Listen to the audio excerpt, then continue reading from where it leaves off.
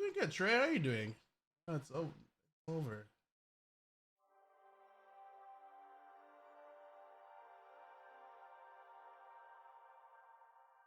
I don't think I need to play this with controller. Did we play this with controller last time?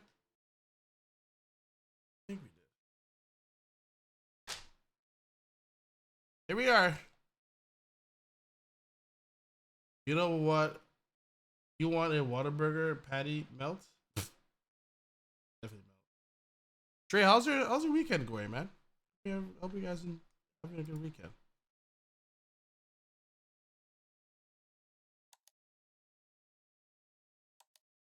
There you go.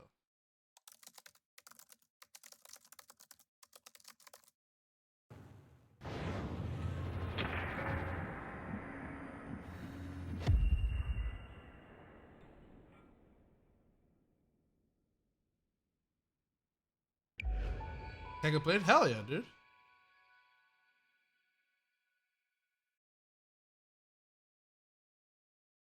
So a very quick recap. I don't remember the girl's name. But our main character, her mom got in a car accident and she made her power of attorney. And then the sister's like, why do you have all the choices? Why do you get that power? And then she was also married. Oh, she was also married to this guy right here. And then they had a daughter who died in a car wreck.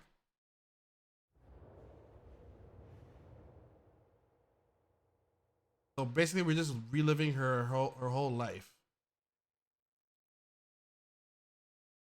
right now. Did we pick the right one?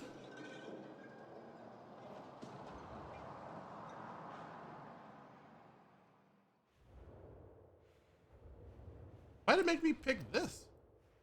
Yeah, this is the hospital lobster game. Yes, there was definitely a lobster moment. Yes. I heard a loud crash.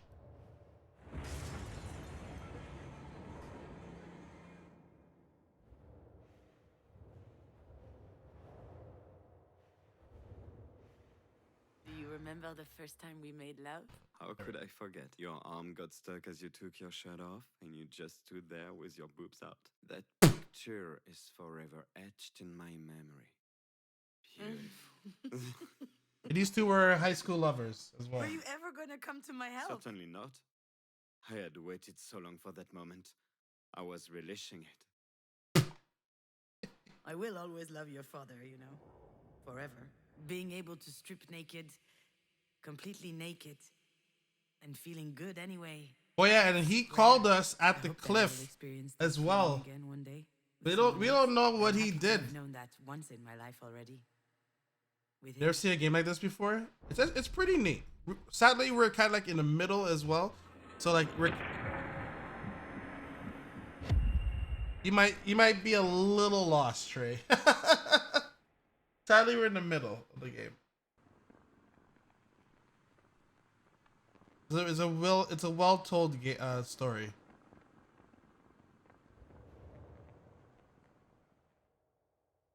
And then the mom even like started hitting on the sister's girlfriend. And so what did our main character do to protect our sister?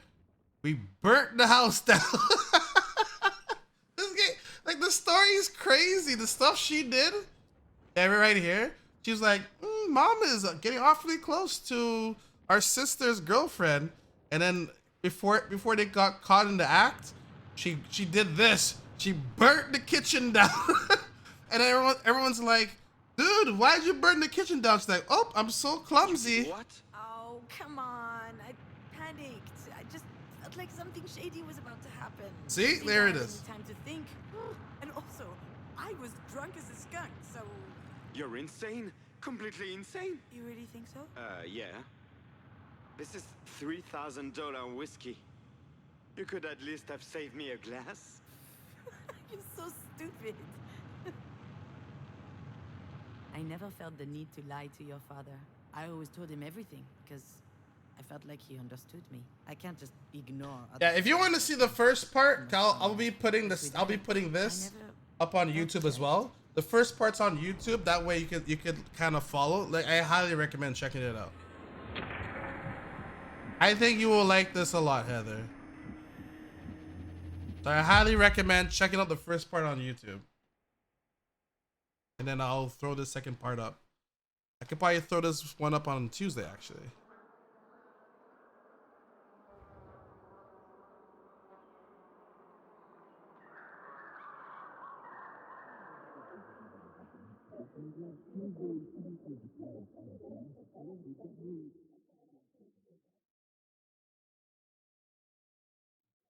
It looks stale AF.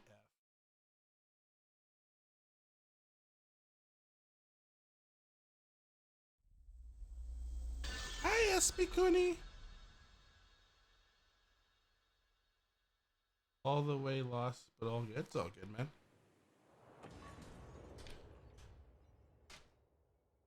Yeah, SB.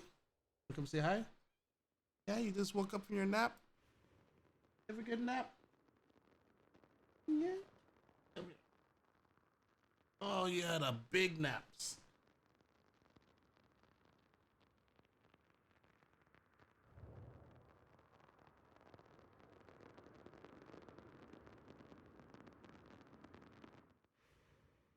I missed it. I didn't see the keyword there. Yeah, the baby's here.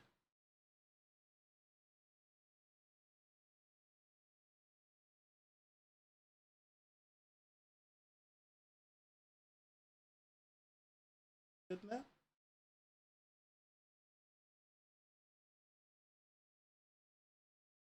Baby. Hi, baby. I love when she like lifts her head up. She's like, "Kiss me, Dad. Give me a kiss right now. Smooch me." Right?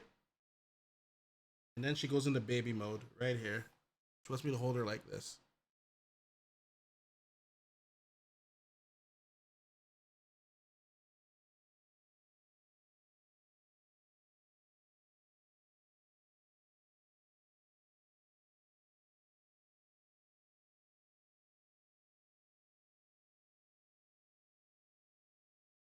Yes.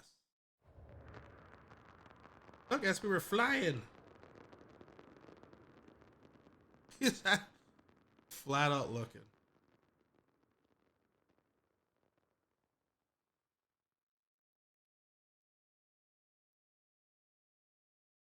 Gotta find. There we go. All right. You settled? More or less. And what are you up to? Are you writing again? Shoot, Jan, how did you know? Lady, this isn't rocket science. You're just like Mom. It's in your blood. Why do you think Alex has been pushing you all these years? You're the only one who's unaware that you're an artist.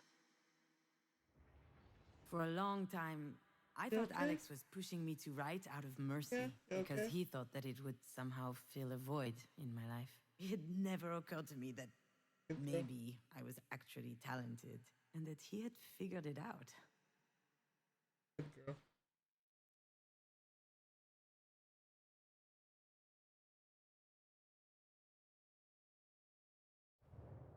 That was another one.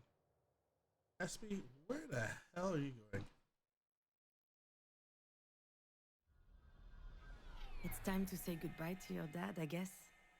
I mean, farewell to us. I can no longer be with him because your absence would take up too much space. And also because I realize now that our relationship had something kind of unhealthy. But that doesn't take away from who he is or from what he gave me. Our story together is ending, but each of us still exists. And we're even stronger than before because we've grown up, ready for a better rest of our lives. Shaken, transformed, rattled, but unbroken.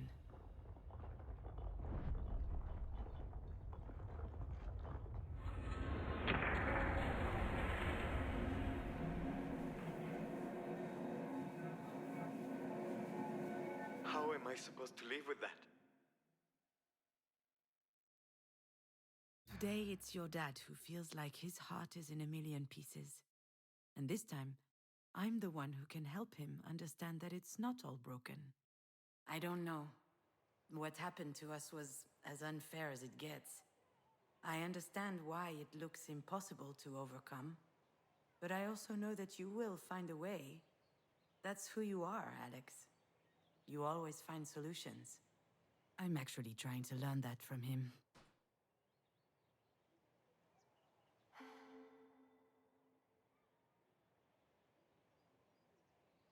You remember my stalker? Do you remember my stalker? What are you talking about? The guy on Facebook who used to send me dick pics throughout the day? You told me you would take care of it, and I was scared it would end up badly. It did end badly. For him. I still have no idea how you found his mom and his dad's home address. I would have loved to see their faces when they unrolled their kids' dick poster size. It wasn't cheap, but it was worth it. You'll be all right, Alex. Sometimes you need to let go of things you thought would be forever. But you're still here, unbreakable. And to be honest, Pauline is totally Eva Mendes. Come on, you're stupid. You know I'm not actually Ryan Gosling, right? Just let me live my fantasies, please. Thank you, Juno. Do you think it was damaging, us being together? To each other or to That's be ourselves? so cute.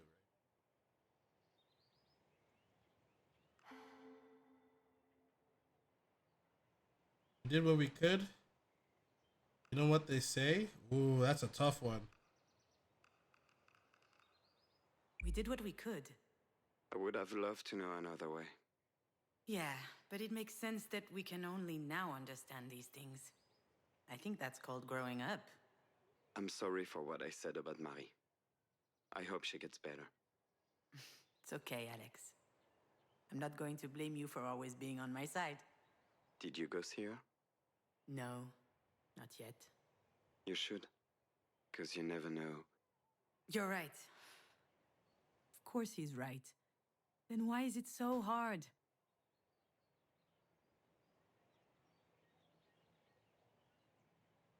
Junon, I need to tell you something. Uh-oh. I know that you don't remember the accident, and I know you can't help it. And I know it's not fair, but I resent you for that. And it scares me. Damn.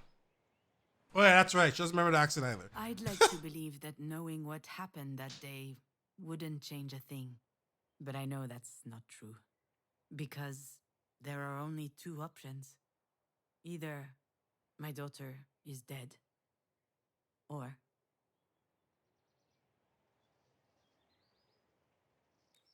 I killed my daughter. Damn. Scares. Yeah. Sometimes I feel really angry. I think that not knowing is driving me crazy. So if one day you do remember something, anything really, please tell me. I don't know if I will, but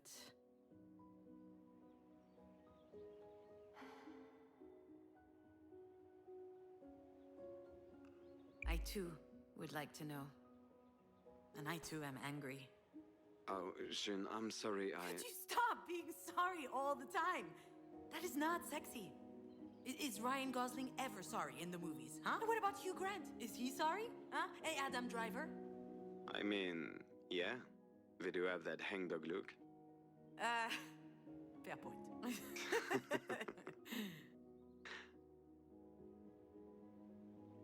I've got to go, June. Don't do anything stupid, okay? What? No way. I would never. Did I sound that depressed to you? A little bit, yeah. But I could be projecting. I just need to... I'm going to call Pauline, actually. Say hi to Diane for me. And good luck with your mom. It's going to be okay. I think so too. I'll talk to you soon, Alex. Whew. What a conversation. But I think it really helped us. Really? Why couldn't we talk like this before? That depends on what before we're talking about here. Before you were born? Before you died? Or before we split up? Oof. Before we split up, I think we didn't feel like talking anymore. At all. Alex was paralyzed with fear. Talking about what happened made things too real. Me, on the other hand, I didn't know what was left to say. I miss you a lot, you know?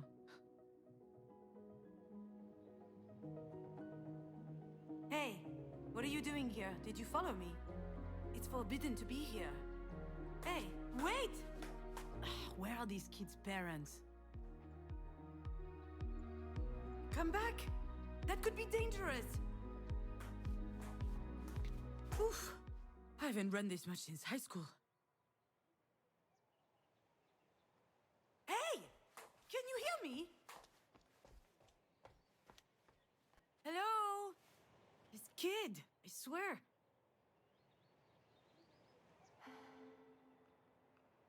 Anyone here? There she is. What is she up to? Hey, get down from there. It's dangerous. Don't worry, Mom. It's fine. Oh boy. No, no, no. I've got to get out of here.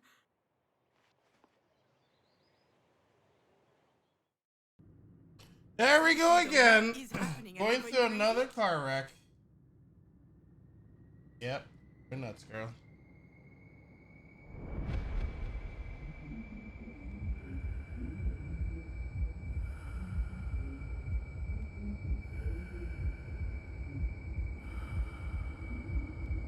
What happened that day? There's no way I forgot everything. It's gotta be there somewhere. But it's so such a blur.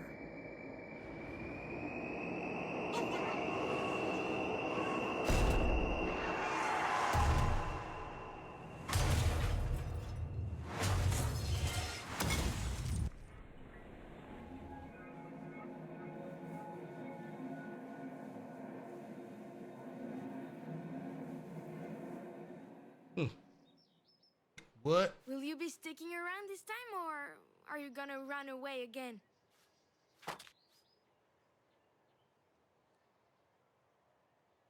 What the hell is happening? Hey, what's up with the curse words? Are they allowed now? Did you just hear what I was thinking? Are you surprised? You've been talking to me in your head for years. Was I supposed to leave you hanging forever? Is it really you? Nope. It couldn't possibly be the real me, seeing how I'm, you know, dead. Like Dad used to say, there's nothing wrong with asking questions. Just make sure you think before you ask.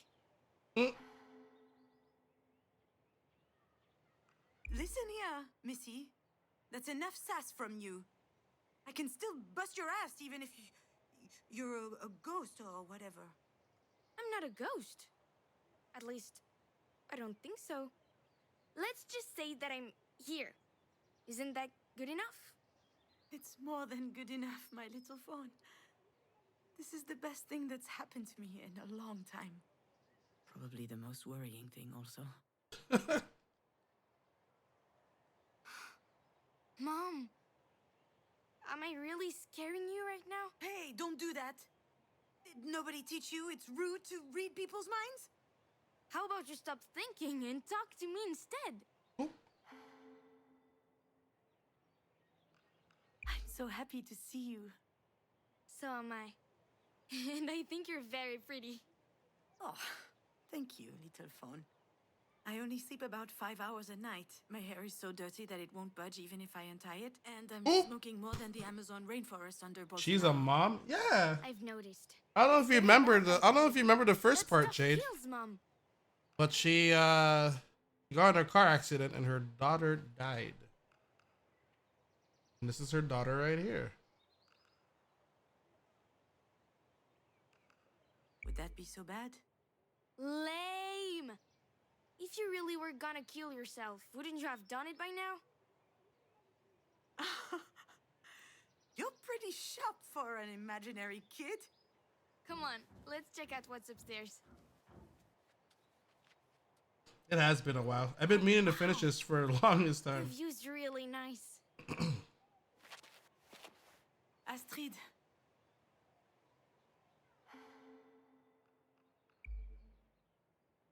I'm sorry, Astrid. Sorry for what?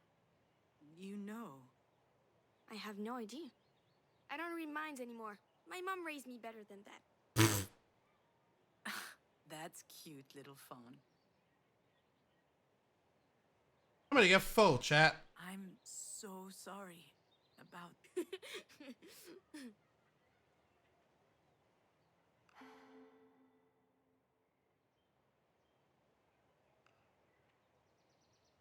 That wasn't a joke. Sorry, I'm sorry. It's just... Do you remember what happened? No. No. I mean, I remember that we were going to Mina's birthday party.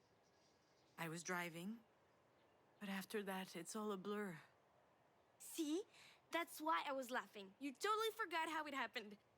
For all you know, we were struck by a meteor through the windshield or something. So I ask again. Why are you sorry?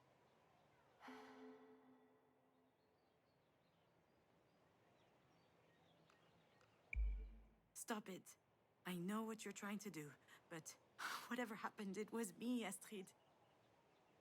It was my fault. All right. You're not ready to talk. You need more time to think. Who?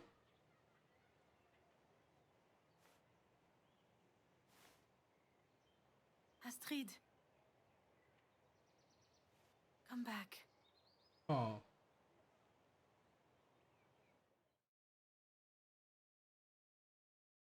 Time to think. Needs more time to think. What am I even talking about? I'm mulling over my dead daughter's imaginary advice. I'm going off the deep end here.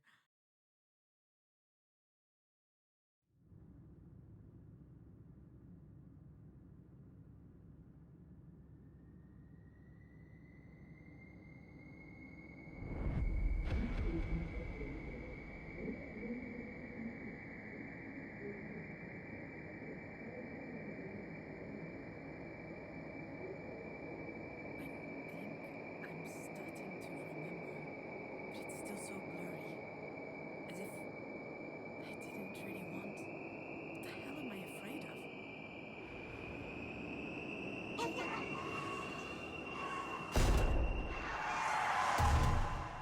I mean, it seems...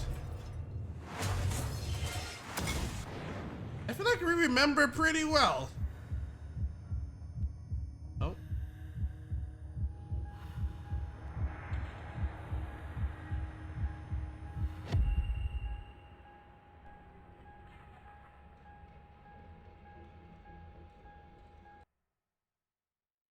What does it mean to be a mother?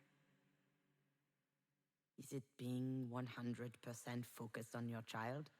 Is it always knowing what to do? Never having any doubt?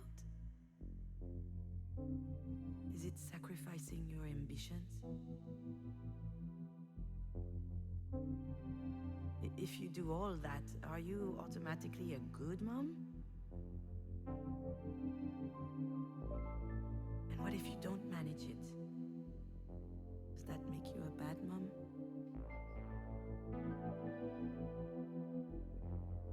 I've asked myself all of these questions a lot. Do you want to try and find an answer together?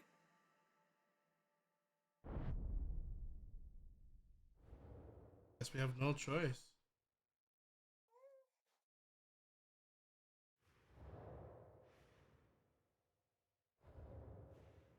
Good, Mom? But maybe I should start with telling you the fun moments.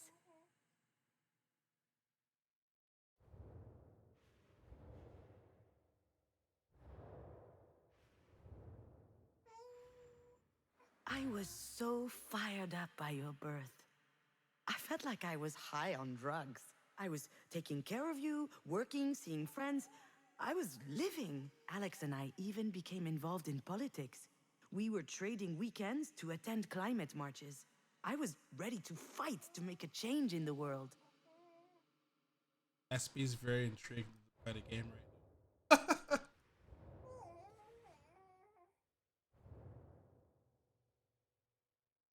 It kind of came out of nowhere. I was feeling gunky and I was a bit late, so I decided to take a test without putting too much stock into it. And here is the picture I sent to your dad. I remember that the stick wasn't even dry yet. Can you imagine the surprise?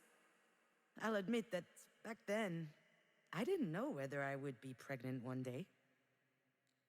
In my head, there were a ton of reasons why I wouldn't be. I could be infertile. Maybe my hips weren't built properly.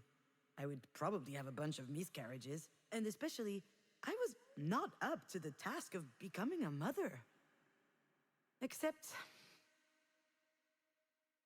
as soon as I saw the test, my head exploded, my little fawn. I was happy. Just happy.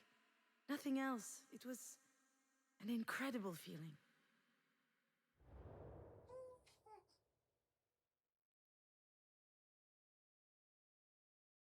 That was the year before you were born. Alex had been on my ass to get in touch with the friend of a cousin of one of his friends who was a producer. Anyway, I was supposed to schedule a meeting with him during the next Cannes festival. I wasn't planning on going to Cannes at all. But I did what I was told. I managed to slip into a party where I eventually met the guy, and it worked out. Yeah. We spent the night smoking cigs, sounding off about the worst turkeys from the festival, and a few weeks later, I was writing a spec for a series.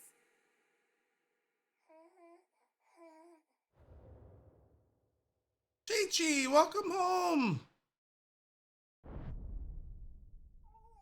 Welcome home, Kim Choo Choo. SP's sitting on me right now, just like how this baby is right here. I'm holding my baby. How was your day at work? We finished Resident Evil, Chi-Chi, and we're going to be finishing this game as well. I know you've been looking forward to this game. I don't know what else I'm missing. Work was ass. There we go. Thus, within the span of a year, I delivered 2 babies. Astrid, in January, just over 8 pounds, hungry as a wolf, and a mug to die for. And then, my first professional screenplay in August. 47 pages. A veritable leap forward in my career. All of a sudden, things just fell into place. I was a screenwriter. I was getting paid for writing. Sure, it was a crappy series, but that turd paid very well. Don't cut your I nails, was SP. so proud of everything that was happening to me. And at the same time, I lost sleep over it for weeks. Hmm.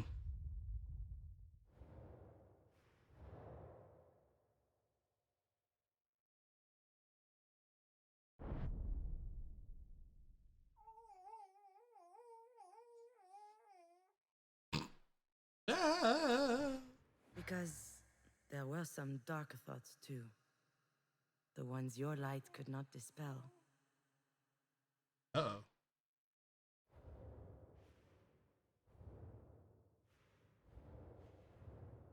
58 tons per year. A kid equals 58 tons of carbon dioxide per year. That's the same as 58 plane trips to New York and back, or burning 50 tons of coal. Having a baby in this world, as everything was collapsing around us, that was a stupid idea.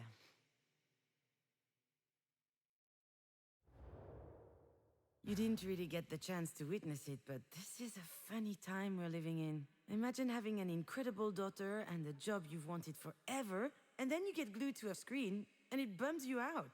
I would see people on social media, people I would never even have heard of in real life. And they were great parents, great artists, working on great stuff, having great success. Everybody seemed way ahead of me. And it felt like it was my fault for being so behind. She's very How SP's dare very I intrigued by the aspire to screen be right now. happy? She's like, what is happening? What is this dot? A couple of months before you were born, Marie showed up with a cardboard box under her arm. She had found the mobile. When I was preparing for your arrival, I hung it above your crib. After you were born, I would spend hours watching it turn every time you breathed. It was always moving, finding its balance. Wonderful. Alive. Just like you, and also so fragile. Way too delicate. Hang A mere on. gust of wind could have shattered it to a million pieces. Oh, the baby. Just like you.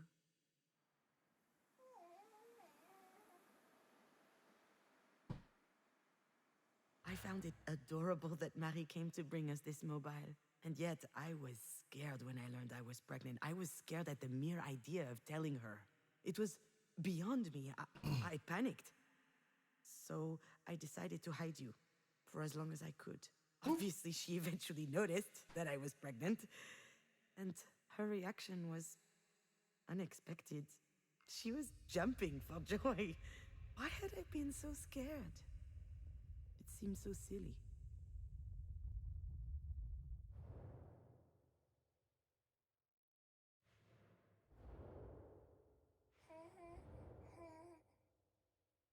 Hmm.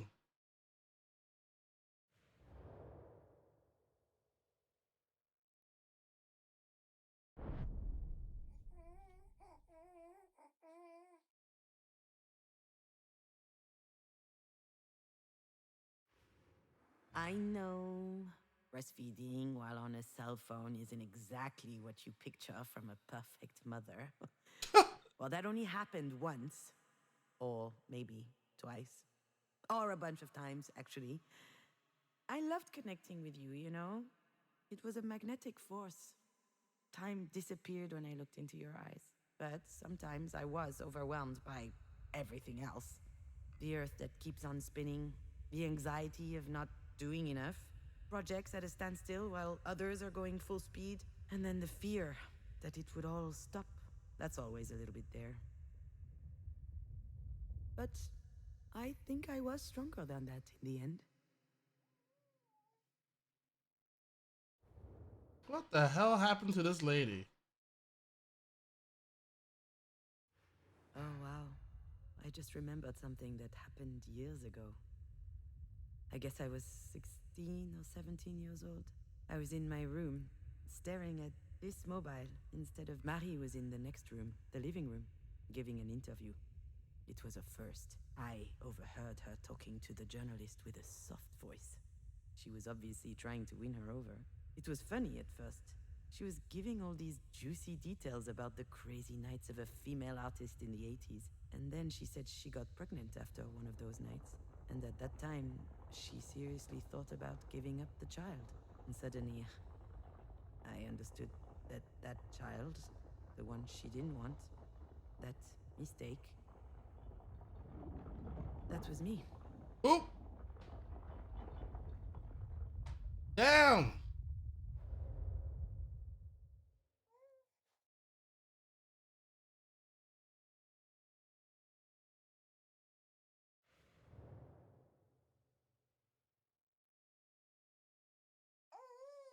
This lady's been through it, man.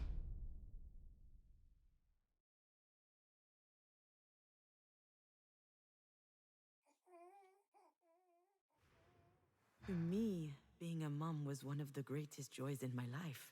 I wanted to I feel know, you Jade. growing inside of me and then meet you and live all that, the whole experience. And writing was the same. I really wanted to do it, and then I actually did. I wanted these things. I bore them and I cherished them. But I struggled with them too, because I was scared. I had doubts. But really, most of all, I had this lingering feeling that maybe I shouldn't have been there. And when I lost this Whoops. feeling, this knowledge that whatever I do, it is not enough.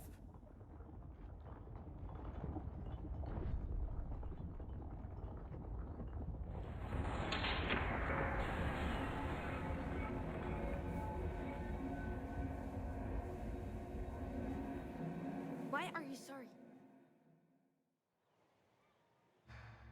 It's hard to be a good parent when you're a damaged adult. You become responsible for a life. That requires courage, confidence, and a lot of nerve. And it's really easy to get it wrong. What does that mean? How can I explain? For the first few months of your life, you were like an extension of me.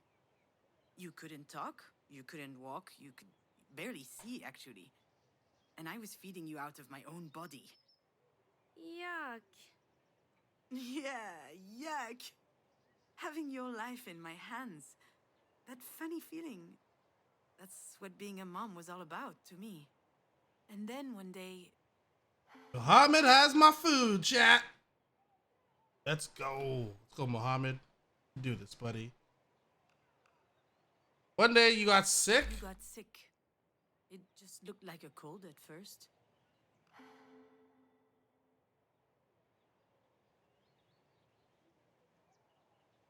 Alex would wash your nose twice a day with saline, pulling neon yellow snot tentacles out of your nose, amusing no end. Snot I couldn't do tentacles. it.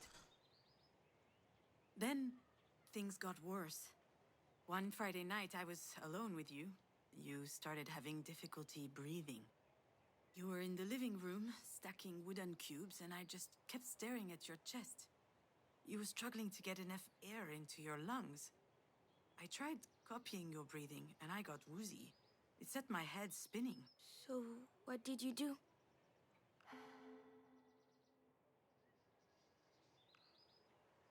I wrapped you up in a baby carrier. I No grabbed way. my phone and called our doctor. I told him I didn't care what time it was, that I needed to come at once. I felt really guilty that it'd taken me that long. I hadn't wanted to disturb him. I was so scared that you were going to die. When I got to the doctor's office, I was a mess. The doctor asked me what was wrong with you, and I said that you were having difficulty breathing, and he was so calm. He made me want to smash his teeth in. He asked me to put you down on the examination table and take your shirt off so he could listen to your breathing. And when he got close to you with his stethoscope... What happened? What happened? You peed on him? What the hell? What the hell? I did not see that coming at all. You peed on him. Excuse me? This beautiful golden stream. A perfect arc from your hoo-ha to his coat. Oh my god. Awkward. Well, you didn't mind at the time. You were chirping and staring at him. And he said, well, this little girl looks perfectly healthy. And I started crying. Well, yeah, you must have been relieved. I thought so at the time. But it was more than that. I can see it now. The most important part of being a parent, and also the hardest lesson to learn. You need to trust your children. Trust them to pee on doctors?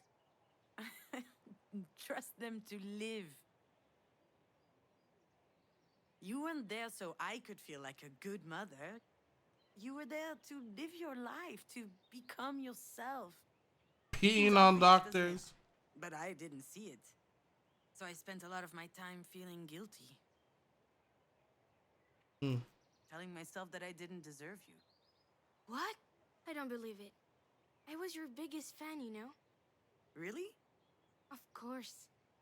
You were relentless. You even found the time to work on your scripts. You were working your ass off to make your stories amazing while you were busy taking care of me. How did you Sure. manage to be strong like that? Not wrong. She's not wrong. Come on, Mohammed.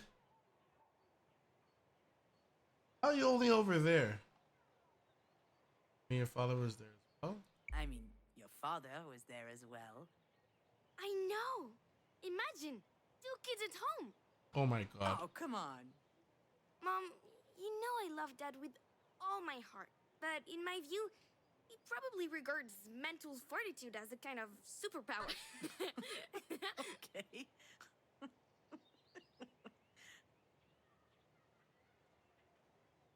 It was really hard. I almost gave up so many times.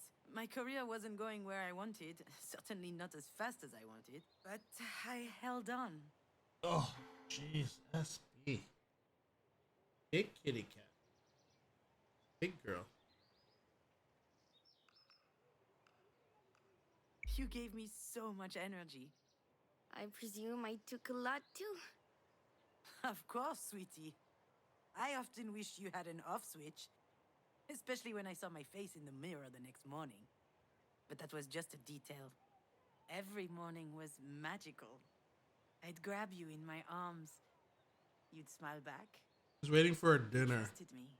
That's I why had no more doubt. I try to No feed her more the same questions. time I eat as well. I knew exactly who I was. No one had ever You looked at me hungry? that way.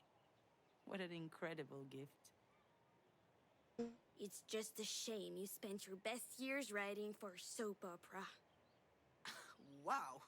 You do a great Marie impression.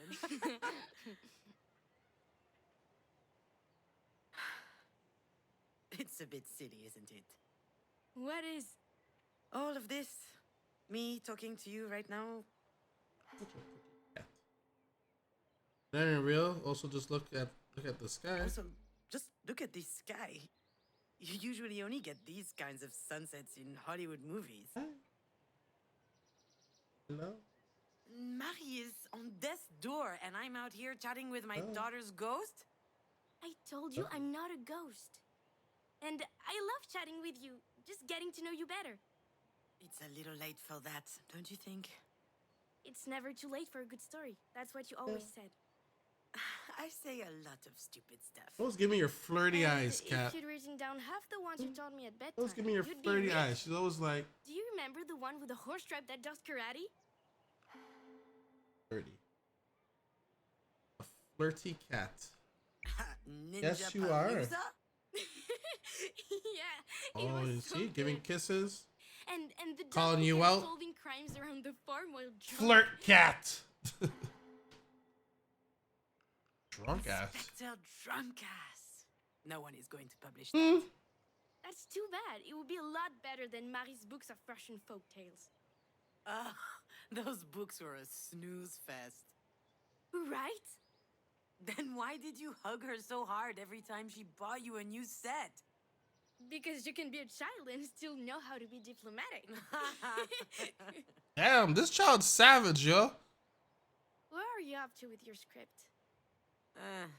I haven't looked at it in ages. Is your job for Grandma taking too much time? Come on, Mohammed. Hi, SB. Welcome back. Hey, Getting you myself out of bed is taking too you much jumped off of me Oh, come just to on, jump back stop it. on. The Cat. whole depressive thing doesn't suit Such a little kitty cat. And, to be honest, I'm not too fond of the whole petulant tween thing. I liked it better when you were 4 years old. What are you going to do? Give me a spanking? Yes. Oh, I suppose you're too old for that. Never too old for a spanking. That's what my parents always told me. Oh, They still tell me that now. a proper mini Astrid Hofferson. Astrid Hofferson? Who's that? It's a long story. Ah, my favorite kind. Okay, but I know you, so you can't interrupt me, okay? Okay. When I was pregnant, I spent a lot of time at home. And I used that time to watch a lot of movies. All thanks to me. Exactly. You weren't even born yet, but I already loved you so much. Except one day, the internet went down. So, I was forced to comb through your father's nerdy DVDs. Oh, And the best I could find was this cartoon. Now hold on a second. What's wrong with cartoons? The opinions of a Peppa Pig fan mean nothing to me. Although, you are right. It was really good. What was it? What was it about? It was called How to Train Your Dragon. What? It was about dragons. I love dragons. Of course you do. I don't. Dragons are tacky. Ooh. But there was this great character in the movie. Astrid Hofferson.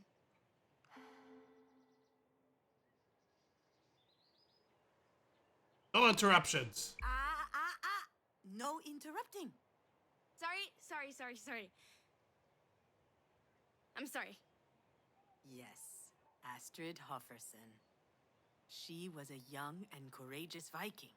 Her belt was made of skulls. So cool. So she's the hero? Of course not. The hero is a bumbling idiot who we're supposed to sympathize with just because he has a shitty father. Let's not forget, the movie was written by a bunch of Hollywood guys. But still, Astrid is a great character. Especially because she has a really useful asset. She's not afraid to change her mind. Her tribe has always hated dragons. However, when she meets one, within like 30 seconds, she understands that he's cool. Do you realize how much courage that takes? I guess change is always hard. Very hard. Mohammed, you went the wrong A way. little bit less so if you learn how to do it when Mohammed you're was young. spun around, dude. And she's also really supportive of Harold, the idiot hero. When he's doubting himself, she's there for him. Not to snuggle, though. Quite the reverse. She shakes him up. She chews him out. All of this leading up to the realization that he can make it on his own. I thought that was beautiful. I told your dad that night and he laughed. He said he'd always loved that character too. And that's why my name is Astrid? It is. We were hoping you would become a warrior, a rebel, sensitive and smart. Someone like Astrid Hofferson. Someone like you. Excuse me? Don't be modest. You've done pretty well so far. Wait, what do you mean by so far? Well, with Auntie Jan and Dad. You struggled for a bit, but eventually you managed to find the right words. That was impressive. Well, not really.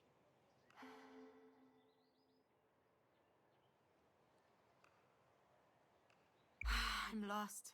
I'm completely lost. My brain is a mess. I've seen worse. Really? Do you remember my room? Now that was a mess.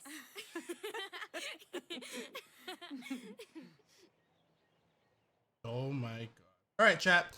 Food's here. I'm gonna go pick it up. I'll be right back. Hope you guys are enjoying this game. I'm gonna do this. And we're gonna continue with the game. Hope you guys are enjoying it. I know I am.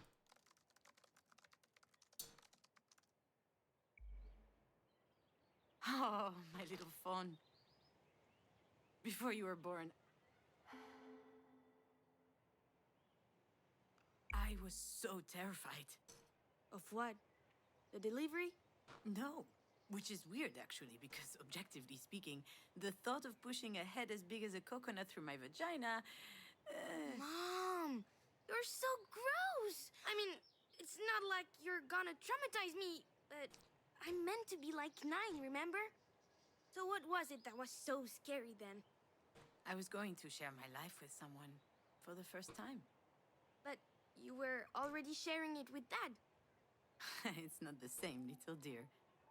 We love each other very much, me and your dad, but we knew that it could always evaporate. I still care about him a lot, but things will never be the same between us. With you, I knew it was for life. And that was scary?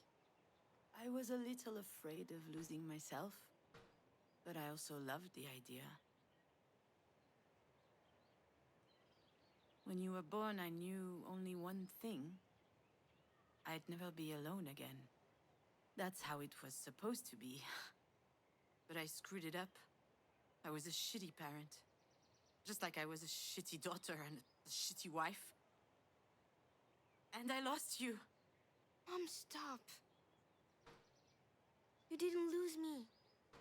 You really think that what, disappeared?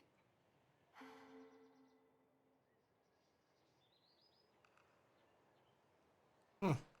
I abandoned you. And I think about it all the time, whenever I close my eyes. What happens when you close your eyes?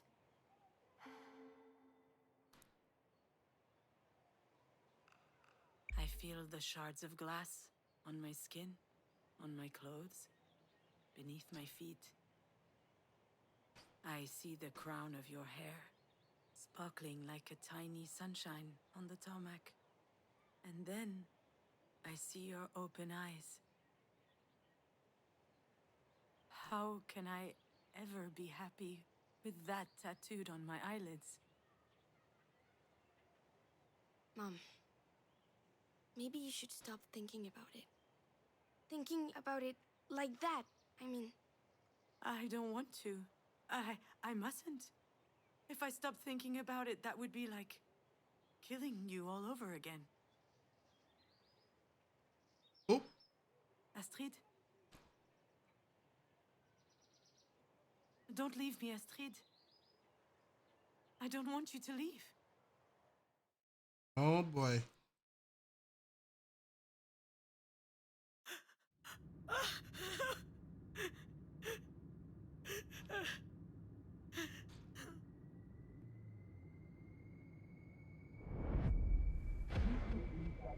What the hell happened this day? Tell us.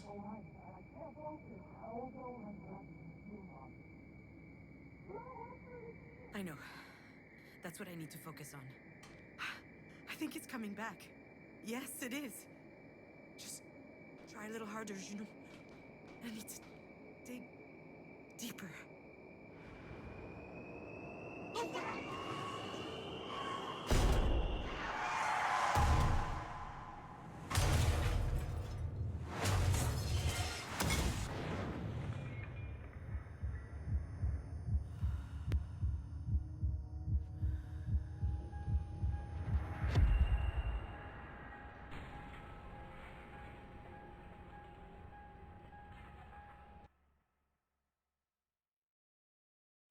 Really? Do I have to? Do I need to recall this particular exhibit of Marie's? It's a nice memory for her, obviously, but for me it's pretty bitter, even though I can't explain why exactly. All Lots right. of memories came back to me that night. I would stand in the middle of the gallery with my eyes closed, and they'd crop up as if they were connected in some way. Come to think of it, there may be something to unearth in my own personal exhibit. We'll see. Let me show you around. The hell is that painting?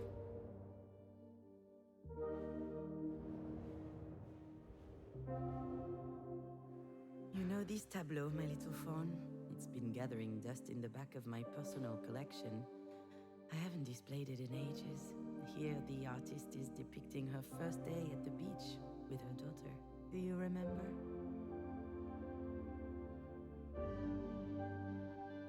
You started worshipping the sand as soon as we got there. You were delighted. We were already imagining you as a teenager with like 7,933 vials of sand everywhere and a subscription to Sand Fans, the arena Sam fans. Hey, if it was between that or weed, we weren't sure which would be worse.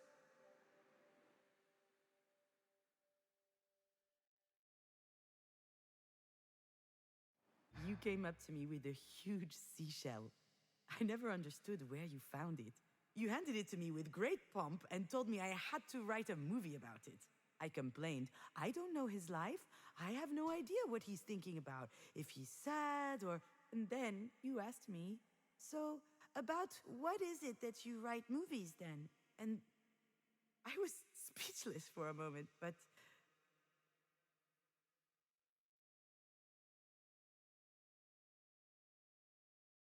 The weather was so nice that day.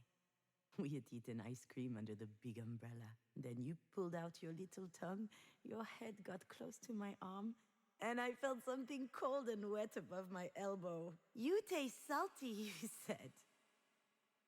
What the hell? Suddenly, I felt it welling up in my heart and my stomach. Happiness. And then, that's it.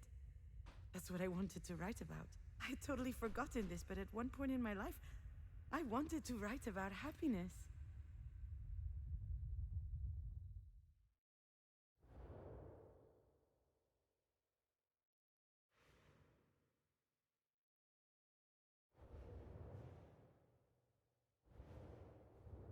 Really? Nothing here?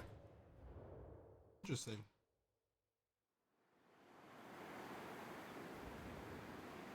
Since the dawn of time, people have needed rituals to mark the big life events.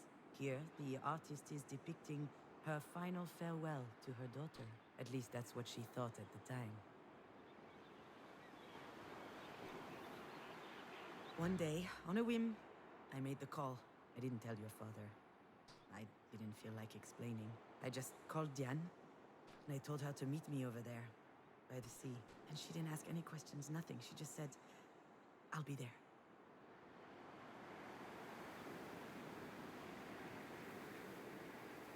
Neither Alex nor I could picture you in a tiny coffin.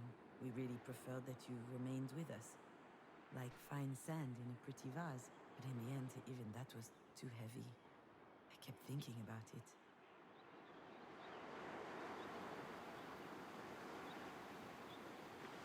I was crying when we arrived. Sounds good, Heather. Overlooking the beach.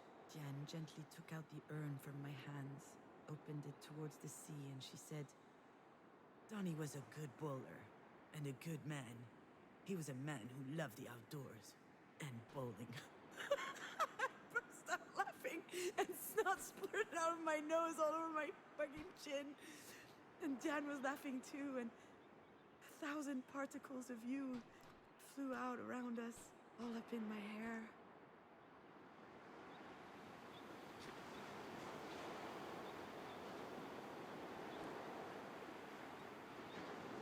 I thought it would be freeing to see you leave like this, disappear. That was the goal of this ceremony, but now I know that it didn't work. It didn't make me feel free. Rather, it made me feel the emptiness.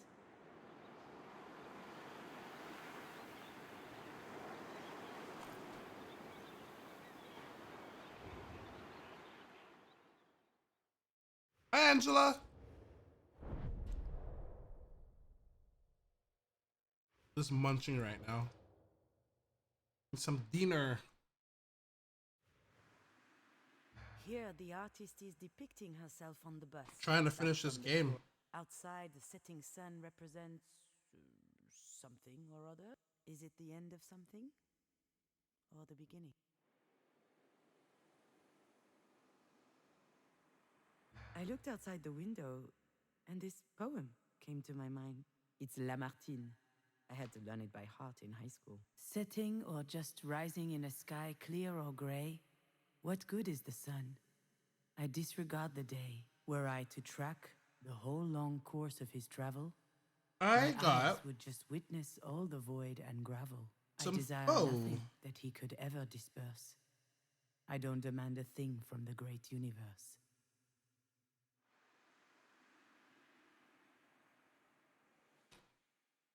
Sitting here, I'm like, I only ate once today.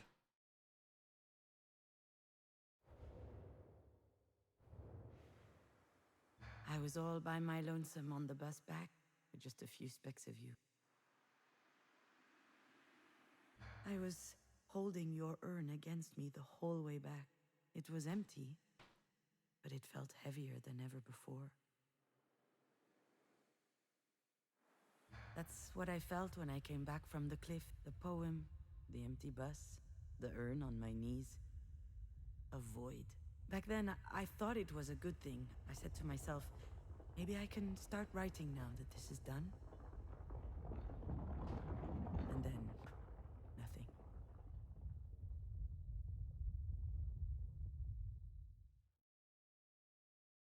Hot damn. Yeah, having some good pho right now.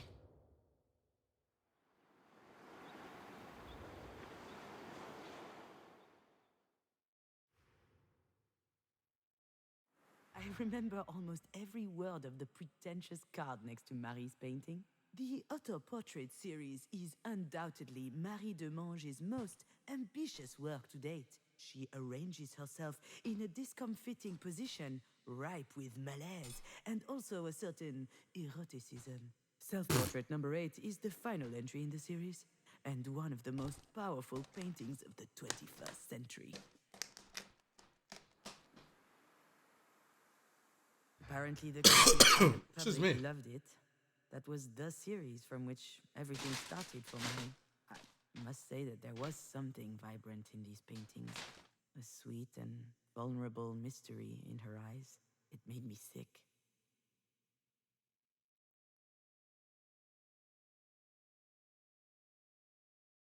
I never could bring it up with Marie, but I'm sure that these paintings were actually inspired by the accident, the ground she's lying on. I can almost guarantee you it's pavement, and her discombobulated body as if her bones were broken. No one knows that except me. I believe she painted you instead of her. Why on earth would she make such a twisted thing, do you think? Hmm.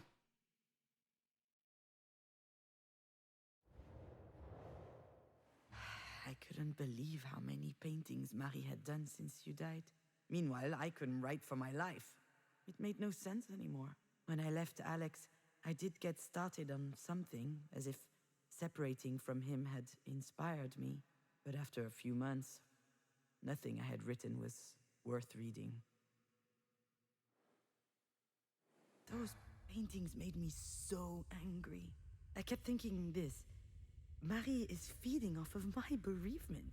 Through her art, she managed to turn what happened into something else. Something beautiful. I, on the other hand, had nowhere left to go in that moment. I couldn't do it anymore. My bag of happiness was ripped to shreds.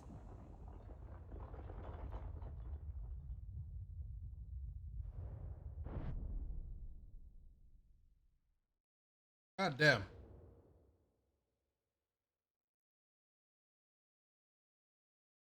Thank you for visiting this exhibit with me, my little fawn. What did you learn? When I see all of this again, I wonder what made me think that making you disappear would take the pain away. Attempting to erase This every bit cat of you meant just locking me ate, out of this took a poop, incredible little room and inside then my went back to finish eating? place Is that what you gave me just did? life. The place that inspired me. Now I know that I need to keep that space for you within myself so that I can write and I can live.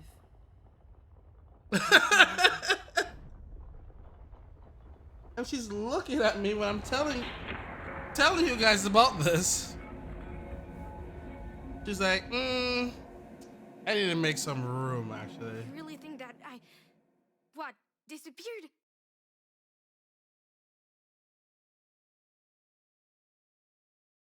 No, of course not, my little fawn.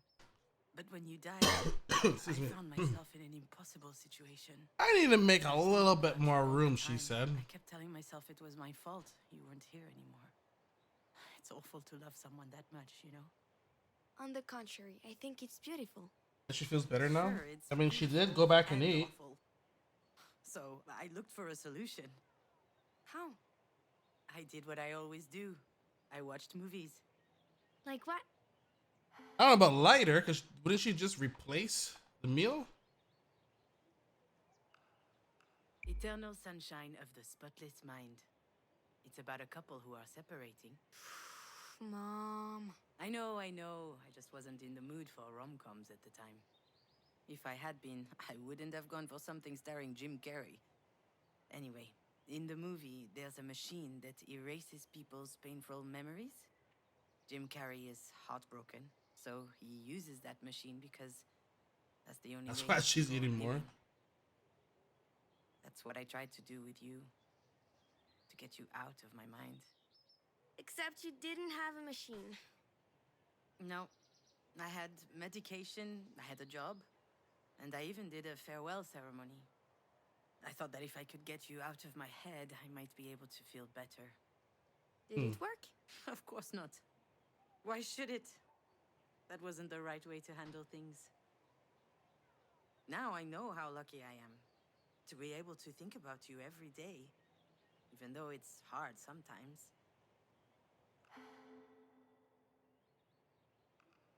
I think about your laugh, the one you made when your dad would attack you with a toy knight.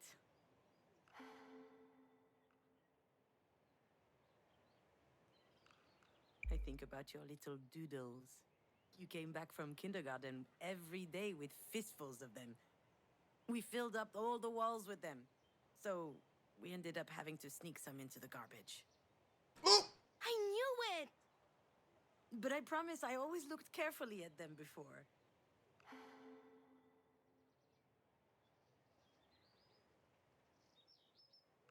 I think about the way you would understand complicated Throwing words. out my artwork. Escarpment, onomatopoeia, cacophony.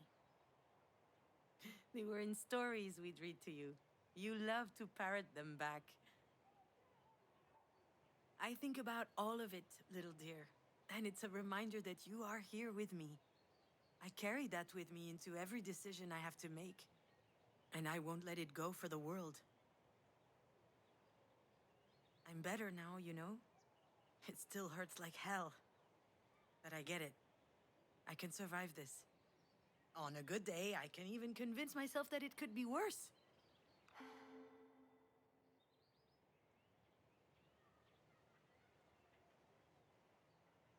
You might have been a goth teenager. I might have never fallen in love with Alex.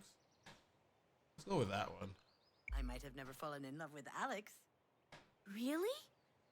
Do I need to remind you that he's a video game developer? Those guys are terrible conversationalists.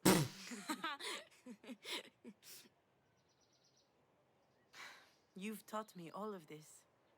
You helped me open doors inside myself. That's what allowed me to grow. Of course, I'll go on without you. I have to. God damn it, Chi Chi. I don't know why. Each time I see you type and laugh something, was the movie? I can just imagine you going, bah!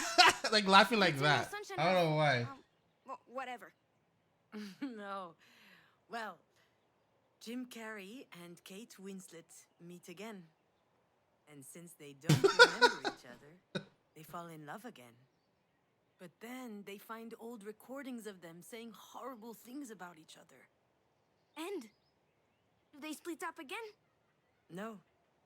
They said it's- decide to they're experience terrible their conversations. relationships again because Not wrong. they want to recapture the good memories, even though they know that it's going to hurt them. I love Where's that the lie? I know what you mean. I understand why you're sad, Mom. But you can't be sad forever. It doesn't help you, and it doesn't help me. Life's short enough as it is. Why waste any more time?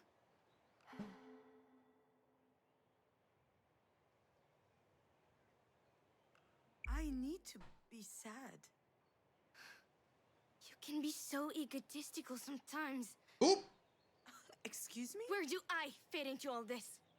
But I was just... So what? I'm going to be a bad memory for the rest of your life? A distressing thought inside your head? Oop. Do you even realize what that means? I'm scared. What are you scared of, my little phone? I'm scared that I'll disappear. But you're already dead. That's not the point. Oop. I'm talking about disappearing from here. This is the only place where I still exist. Just here. But I don't want to be this rusty nail that's killing you by degrees. You do realize that's not me at all? You do know that if you keep at this, I'm not going to exist anywhere. Anymore. You don't have to do this to me, Mom. You don't have to do this to yourself. How much Excuse me. longer do I have to make you miserable? Oop.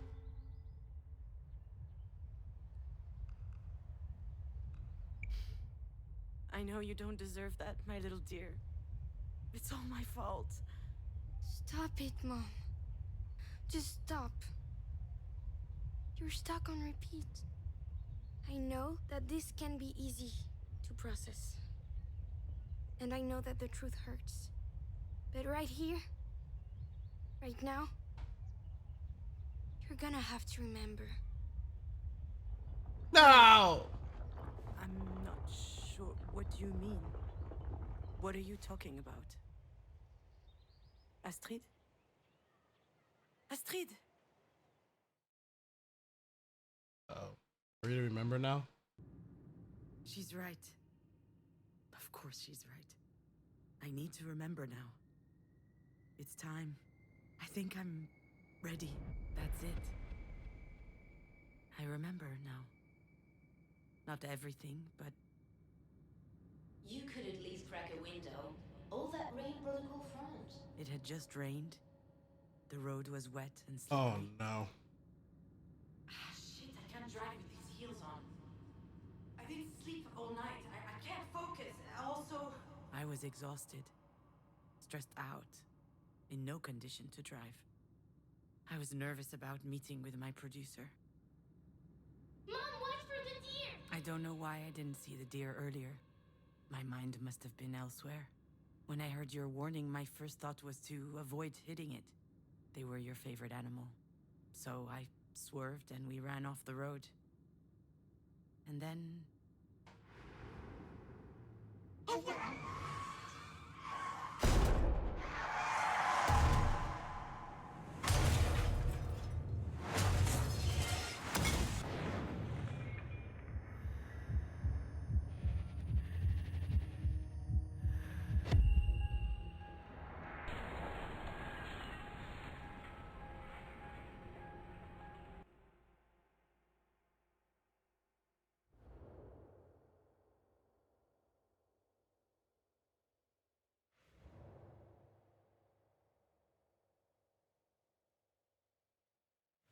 What are you doing, my little fawn? Playing with Grandma's dollhouse. What game? I'm playing you when you weren't a mom yet.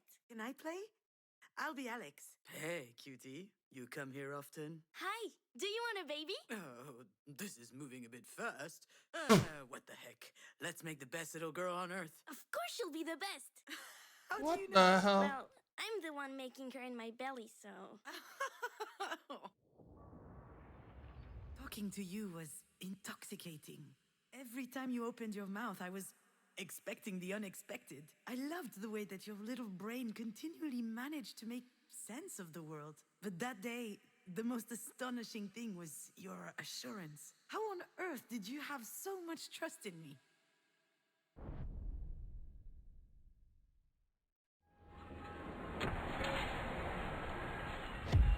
Ah! We're in accidents though.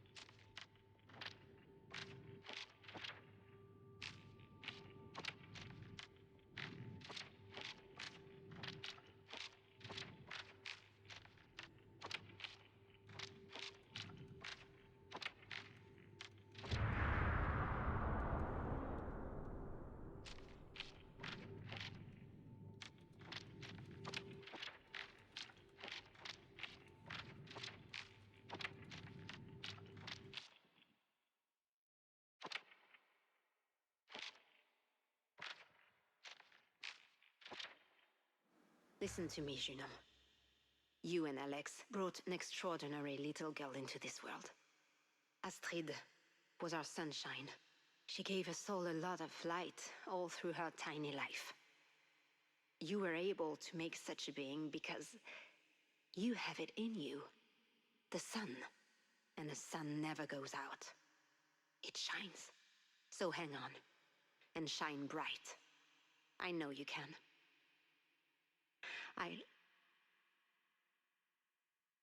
I'm proud of you.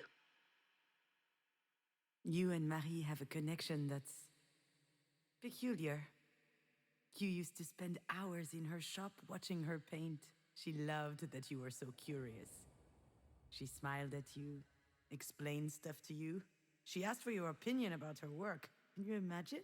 When I was 4 years old, I wasn't even allowed in her damn workshop. But you had something inside of you that completely changed her. Actually, I think this is what saved me that day. The idea that even Marie could be touched by a ray of sunlight. There had to be one out there for me too.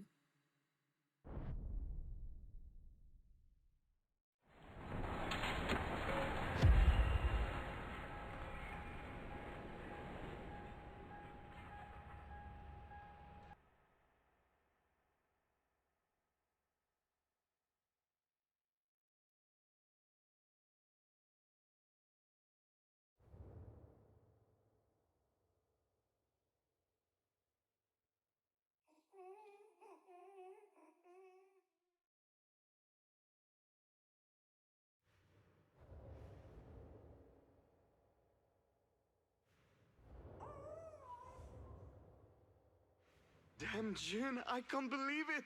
I'm going to be a dad. We're going to be parents. When I got your picture, I yelled so loud, I think 3 guys here had a stroke. I'm just unable to focus on work. I'm so happy. It feels so... I feel like it's going to change my life. I mean... No, I mean, it's going to change me. Like, I'll never be the same again. I can't wait. And you, what do you think? I think you should take the afternoon off and come home. Oh, okay. But why? Is there an emergency? Do you need me? I don't need you. But I am wondering what it's like to have sex with a dad. Wow, cover your eyes, chat. Wow, what a weird thing to say. I'm on my way. Cover your He eyes, was right, chat. you know. Your dad. When you arrived, he changed to his core. Before you were born, he was always a bit lost, a bit wandering through his own life. But from the day you showed up, it was as if everything had become clear for him, as if he finally understood what he was doing here.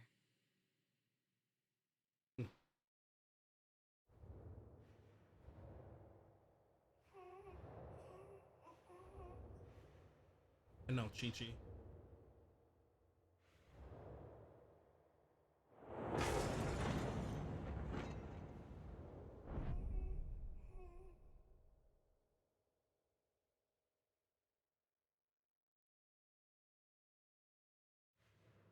It might be the right time for me to admit it, my little fawn.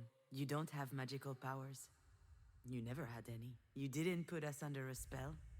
Not Marie, nor your dad or I. It's easy to hide behind the fact that your being there made everything else possible. And to convince ourselves that your not being there is forever locking us out of being happy. But that's not true. The seeds that allowed us to change were always inside of us. Sure, they were buried deeply, but they couldn't wait to grow. And you were simply an incredible, a wonderful beam of sunlight.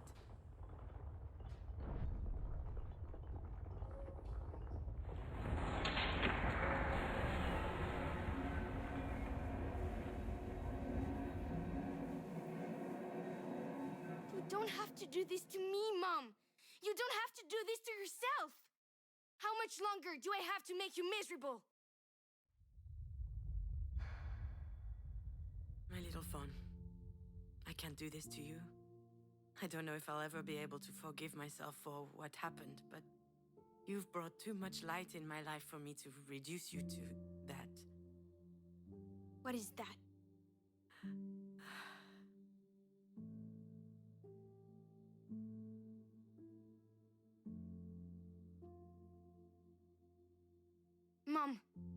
What do you mean by that? You know what I mean. I do, but I'm not sure you do. So I'm going to need you to say it. Oop. What is that?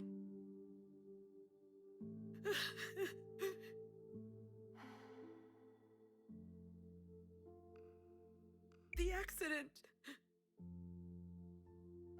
It was an accident.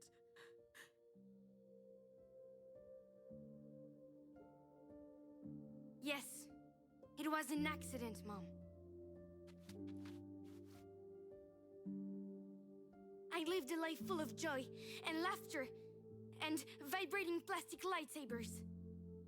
You shouldn't ever have found that. And it wasn't a lightsaber. What the hell? I don't know that. What the hell? Oh my god. I lived a great life full of love. I will always love Dad, Marie, Diane, This and game, no chill. for everything you've given me. For the cozy spot that you made for me in your lives. And then one day, there was an accident. It was an accident. Say it again. It was an accident. An accident. A disaster. A calamity. There's nothing to forgive. It's not your fault. You know that, right? Deep down. Do I? Then why do I feel all this guilt? Yeah. That's another mystery. You're angry. But are you sure that you're angry at yourself, Mom? I don't know. I believe in you. You'll figure it out. And when you do, you'll make the right decision. I think you're ready now. I'm ready. Thank you, little fawn. Thank you for your help. You can leave now. I've got this. I know.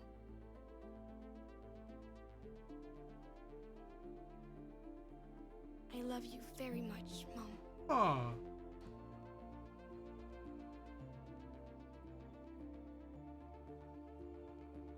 Me too, Astrid. I love you very, very much.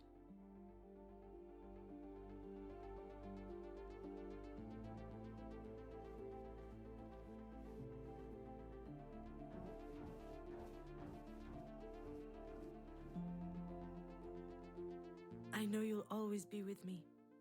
I can feel you are here, and it gives me strength.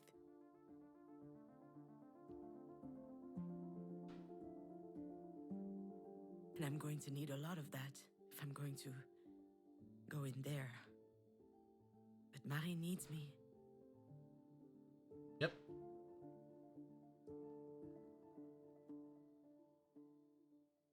And we have a lot to talk about.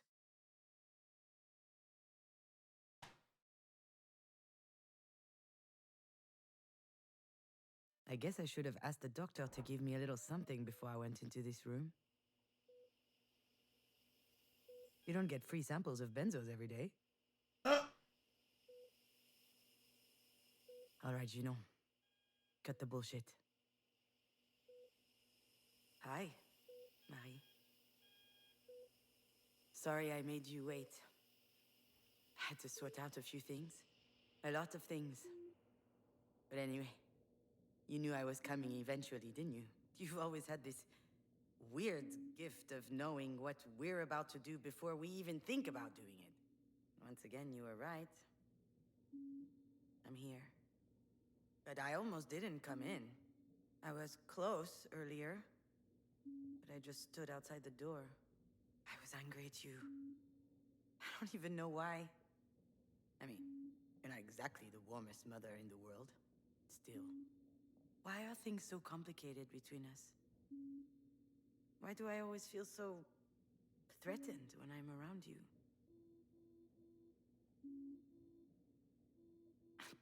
Come on. A crucifix? You? Wait, is it... I remember now. I've seen this before. Was that last night? Shit, now it's all hazy.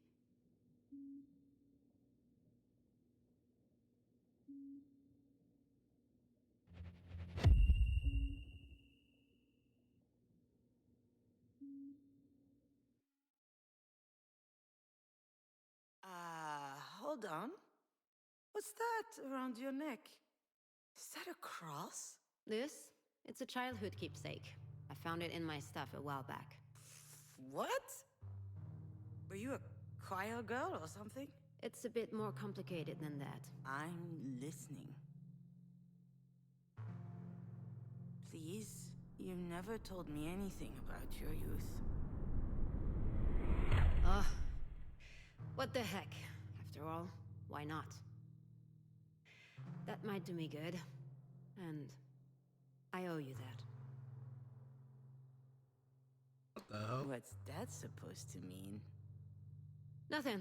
Just shut your mouth, pour me a glass of wine, and listen.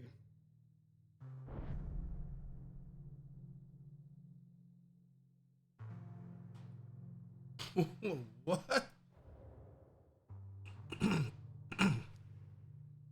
We used to live in a small village in the east. Gray, boring, and hideous. People were dumb and mean, always keeping tabs on others to tear them down. And of course, these fakers were in church all the time. I spent years in that cesspool, never asking questions. When I was 14, let me tell you, Jesus was my best friend. I would tell him about everything I did wrong in my head. And let me tell you, I was a terrible kid. Naughty, ill-behaved, always running around. A tiny devil. And also, I had this desire and fire in my chest. Nasty thoughts. But I really thought that he loved me as I was.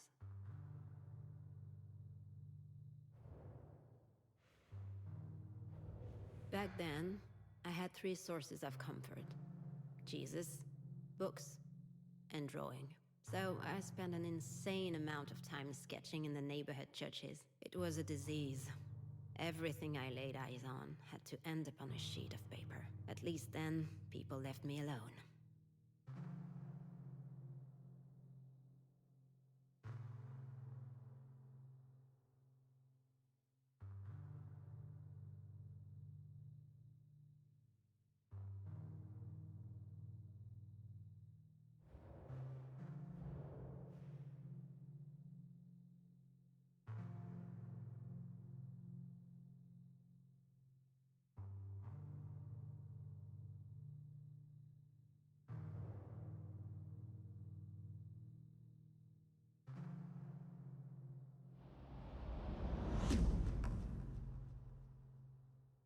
Otherwise, let me tell you that I never got a minute of peace.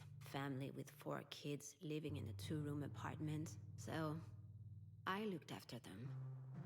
Washing them. Doing their homework. I was the oldest.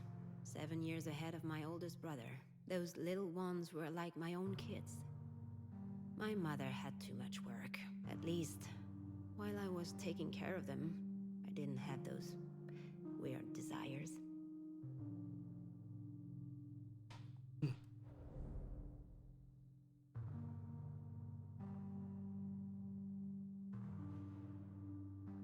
My dad always had a steak on his plate when he got home. Every night. My mother used to say that he deserved it, working his ass off at the mill for us. But one night, I was still awake when he came home. He was completely shit-faced. He was living in a fallen world. The steel industry was his life, but his life had no tomorrow. So he drank. That night he looked at me weird. I didn't understand. I felt guilty.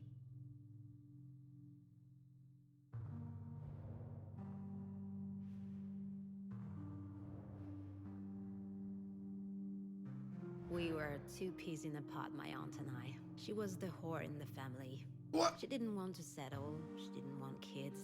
She had escaped to live the crazy life in Paris. Freedom. The exact opposite of my mother. One time, she told me something about my mom and dad. Something that blew everything else up. There was an evening dance. He was 19, and she was 15.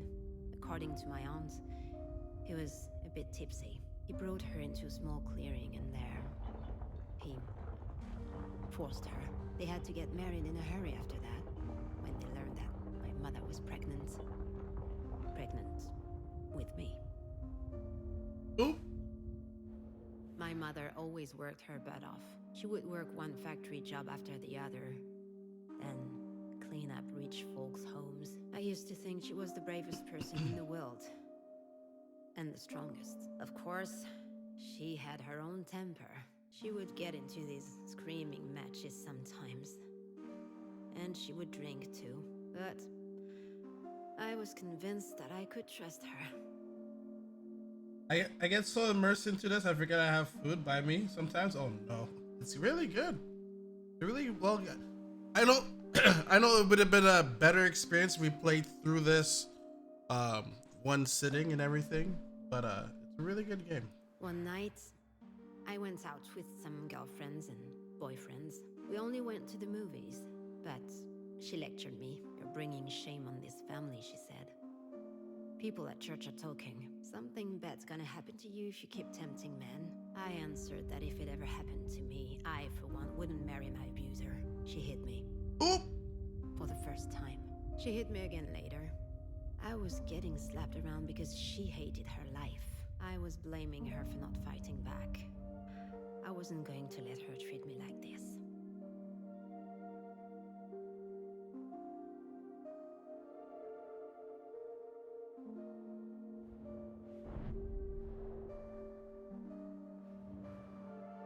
The day after, it felt like a spell was broken. The church stank. The sculptures were ugly. And the male-dominated Jesus stuff made me sick. You don't love me, I whispered to him. Bastard. At that very moment, and that, let me tell you, that's something I'll never forget. The Christ started to bleed.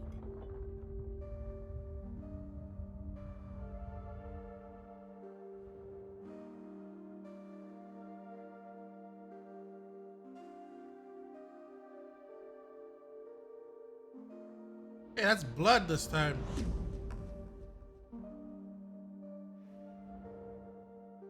Uh-oh. I had my first period right after my tantrum at the church. I was already 14 years old. Pretty late. But then, my body started to develop.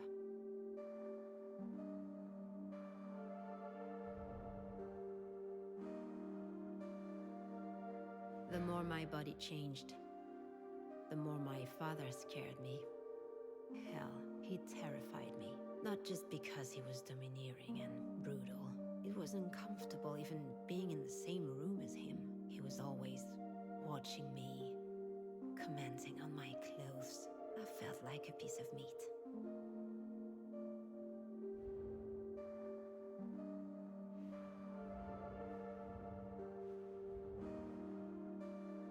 The last time she raised her hand to me, she hit me so hard. My nose started bleeding. We were My having God. another fight about one of my outings. By that time, I was going out for real. Just to spite her. You know me. She called me a harlot. So, I bit back. At least I'm not gonna stick with the first guy who knocks me up. I didn't have time to finish saying it. Whack! She slapped the shit out of me, and she spit out. If it were up to me, you're the one I would have dumped. It's stupid. But that struck me right in the gut. And that's when it came up, boiling. The rage. I tasted blood in my throat. I couldn't think straight. My ears started ringing. I felt a jolt running through my body. Then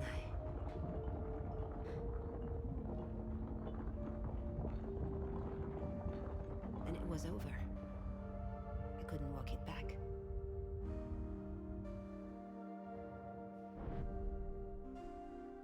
This cross is the only thing I have left from her, you know? I took it when I left home that very night. I stole it from her. I don't know why I took it.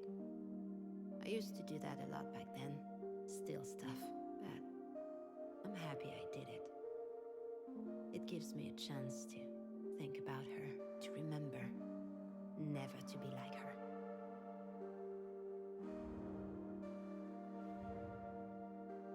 You see, I'm always telling you to face things head on. But that day, I met with my aunt in Paris with just a few cents in my pocket. I never saw them again. Not her, not him, not the kids. And I never turned back. Damn.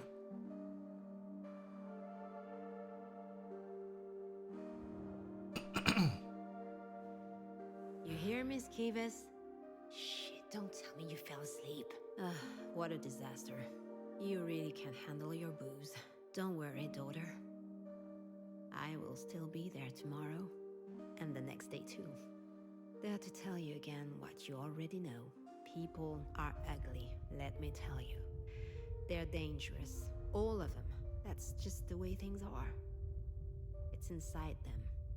The evil is, we need to defend ourselves. Stay vigilant. That's how I got out of it. Diane gets it, I think. But you, darling, you're too weak. You want to trust people. You want to have faith, but I told you many times. You can't trust anyone. Ever. You don't need me to tell you that. Life's unfair. That's just how it is.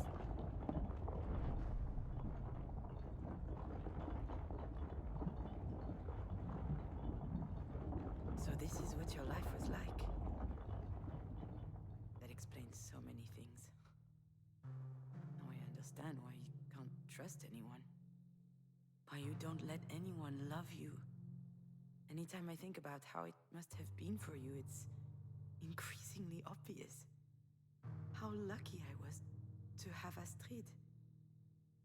Every second of my life I spent with her was filled with happiness. You never got to have that.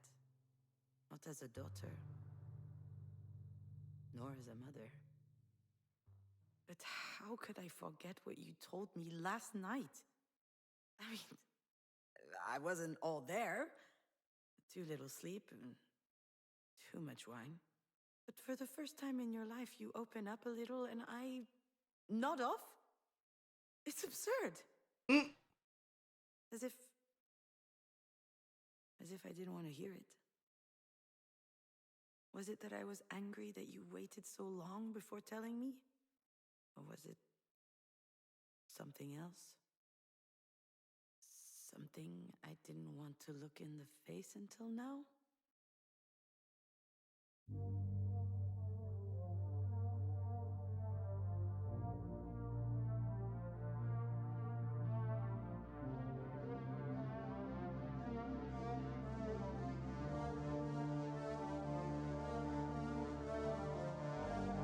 What the hell is going on?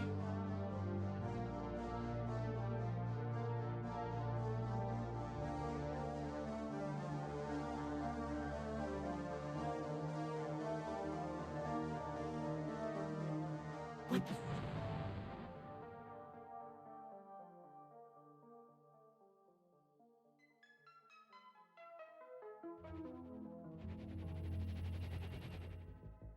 God, there's a million things to pick now.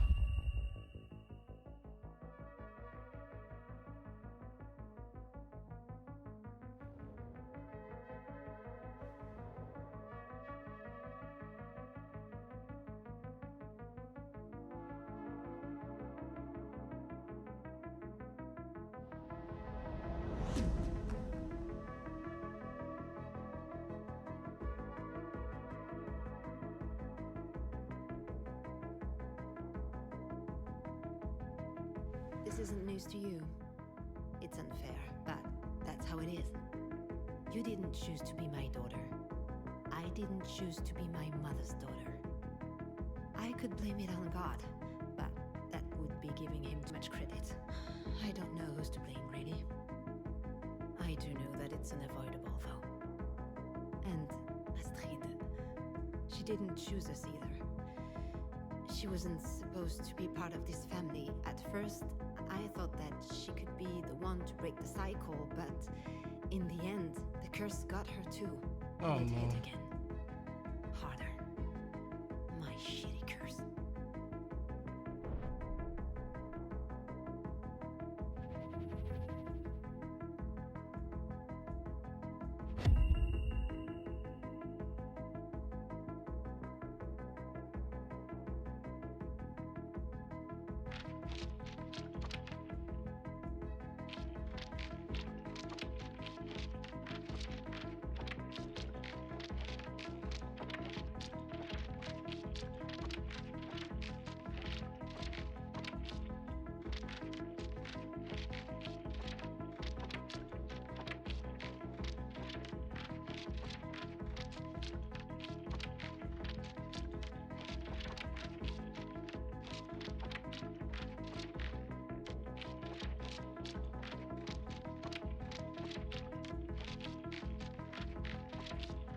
The hell did I miss? Oh. Mom, thank you. What for? You know what for. For what you just told me. For not giving up on me. For your help. Listen to me, dear. One thing is for sure on this wretched earth. A single thing. It's that you don't need to thank me for anything. I'll see you Monday at the studio. I found that really weird at the time. This whole exchange. First of all, Marie saying beautiful Hi, Angel. things, sounding more How you lovely than doing? before. But on top of that, her almost scolding me for thanking her, as if extraordinary circumstances had forced her out of her self-imposed duty to bully me, and that she was having a hard time coming to terms with it.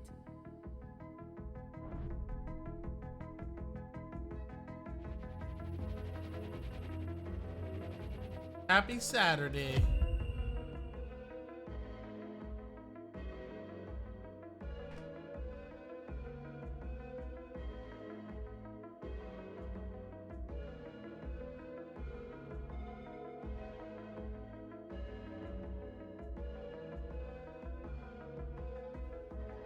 I'm doing good. We're just wrapping up a couple games today. We finished Resident Evil 4 today, and now we are wrapping up The Wreck, which is a really good game. A really good storytelling game.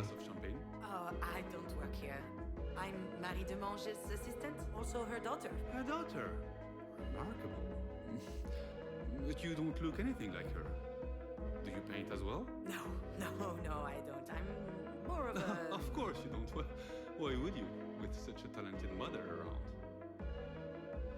What the hell? I felt like I'm competing with Marie. My love for the movies, my penchant for writing.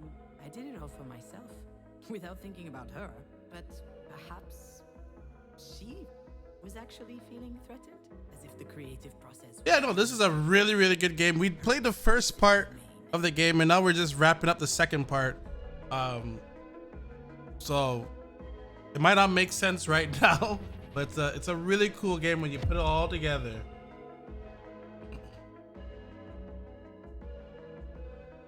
How's the job hunt going?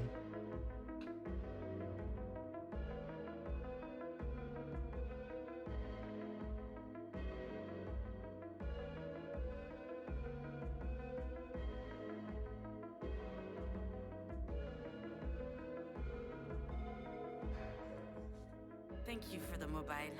I can't believe you managed to find it. Oh, it's nothing. Do you want to stay for a bit? Coffee, maybe? No, thank you. I gotta go. I have a meeting. A meeting? Yeah, a thing. Don't worry about it. Say hi to Alex for me. Oh, I'll call him. He's just in the next room. Oh, hi Alex. Bye Alex. Done. Gotta go. Bye. I rarely saw Marie being ill at ease, but the few times it did happen was when she came to the house to visit when Astrid was born. It was as if she felt like she was intruding on our family. Maybe because she didn't know what it was like having one. Oop. You got the job. Let's go. You're the what? That's twice we heard some. You're the second person that we've been told that they got a job. First Illusion, now you, Angel. Congratulations. So happy for you. I know you were looking for a while. Is it a job that you were looking forward to? Congrats. Hell yeah. I still can't believe When how do you much start? Astrid loved that house. Why are you surprised? It's awesome. Really? Well, yeah. Have you looked at it up close? There's all these little intricate details. You can open the doors, move the furniture, turn on the lights. Marie must have spent a lot of time on it. I don't know. I think it's an awesome present. When Alex said that, I was reminded about my mobile. Just like the house, it was magnificent, intricate, exquisite. I believe that's why I kept it in my room for so long. Was the Hanging state above I the was bed. holding my breath These two the whole presents time? were the Let's two go. singular proofs that Starting a week? Hell yeah. Now you're gonna have a whole week left all to yourself. And then obviously the night before you won't be able to fall asleep because you're gonna be so excited.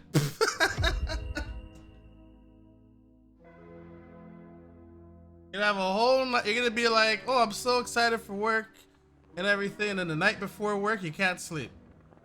Unless only I do that. Wrong person, Zach. Wrong person, Bussy. There you go. What's going on, Zach?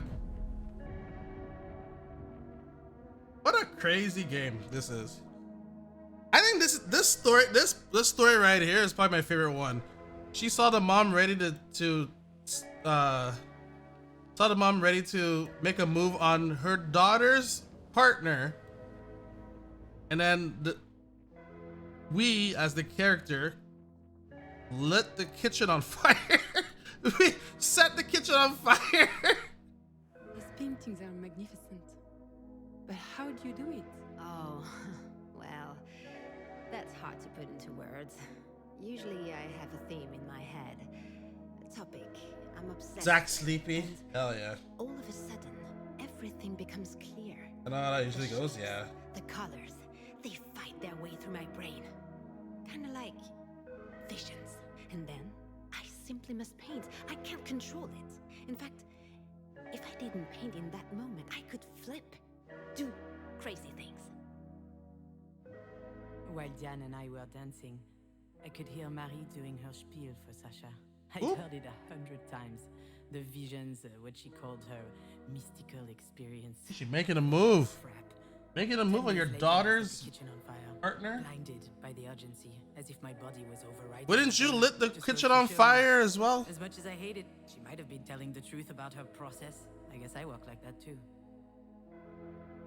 Wouldn't you light the kitchen on fire? Stop your parent from making a move on your sibling's partner?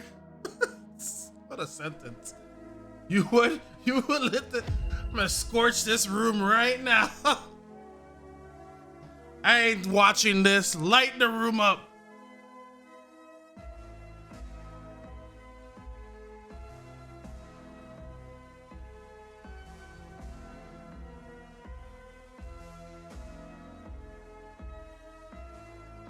Did you do that, Chi-Chi? And so, you're working for Marina. It's not like that, Alex. Like what? I don't know. Like, I don't know what I'm doing. Like, I left you to run back to my overbearing mother's clutches. No, you're wrong. That's not it. I'm well aware that you don't need your mother. She's the one who needs you. For a moment there, I thought Alex was out of his mind. Marie needing me? Would you light your kitchen on fire if you saw someone making a move on Lemon's partner? Like, not on my watch. Burn this place down.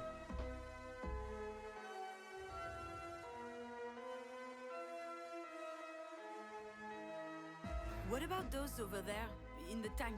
Are they still alive? Of course, the true connoisseur prefer to cook their lobsters at the last minute. And I'll take them. absolutely, miss.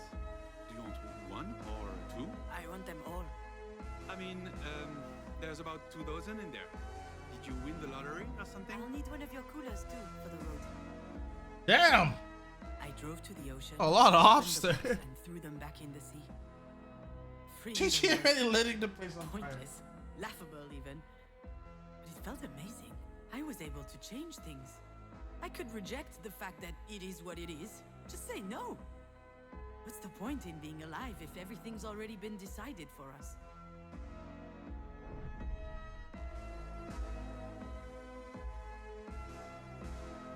The last one.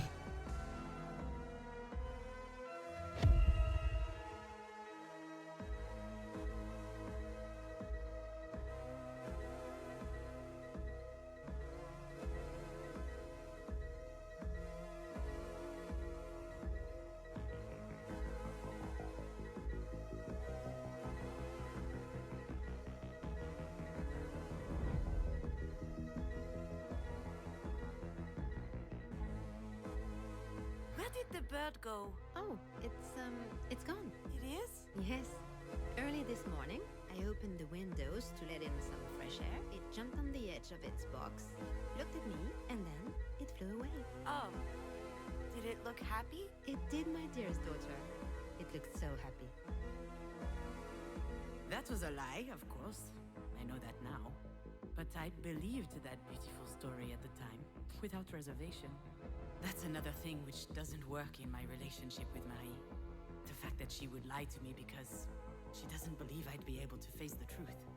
The fact that she doesn't trust me to deal with it.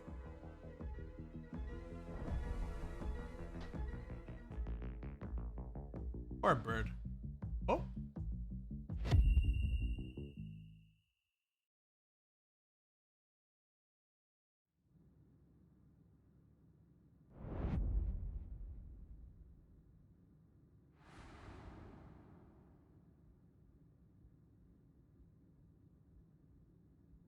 Huh?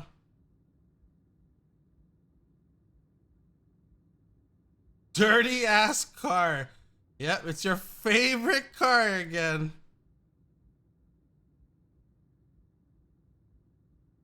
The car's only dirty because there we go.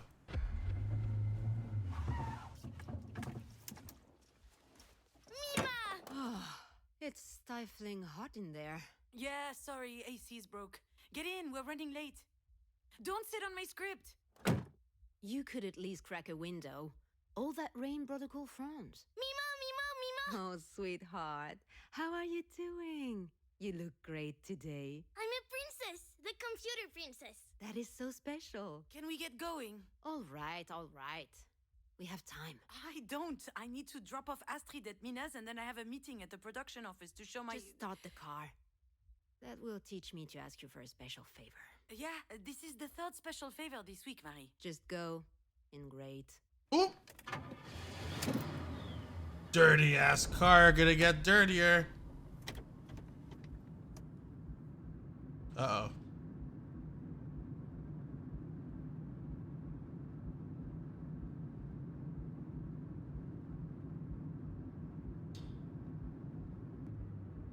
Why is this going so slow?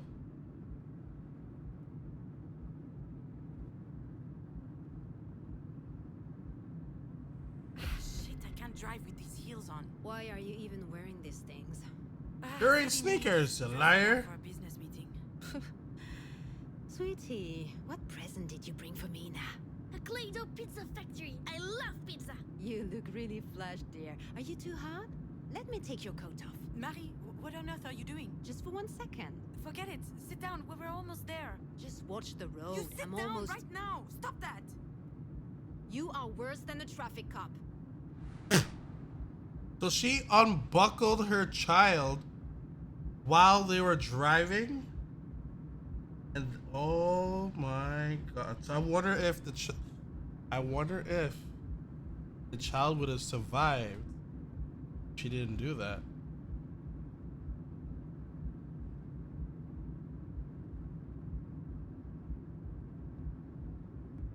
Give it to me.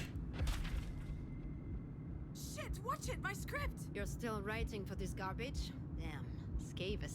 You might have the lowest self-esteem I've ever seen, but I must admire your perseverance. No one asked for your opinion. I didn't sleep all night. I can't focus. Also, I'm too old for this.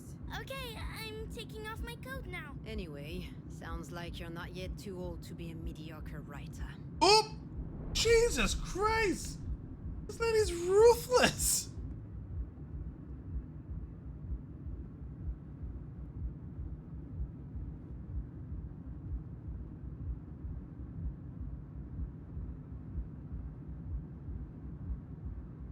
I don't know how to make this go faster.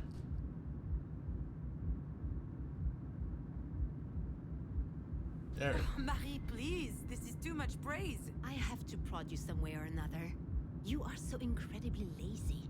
And they keep coming. All these flowers. Really, I can't. Nothing ever comes easy to women in this industry. I had to build it all myself. No one was there to help me. I slept 4 hours a night when you were born. I worked all the time to provide for your needs. Oh, you really gave me everything, Marie, except perhaps self-esteem. Oh, and a father. You're not Oop! making sense, June. You and your sister would be nothing without me, and you know it. You're both churlish and fearful. I gave you everything, and you're just squandering it all to write soap operas. Maybe you'd be a better writer if you had to toil a little bit more. Who knows? Damn, this lady is. This lady needs to be rock bottom right now. Who's gonna give it to her?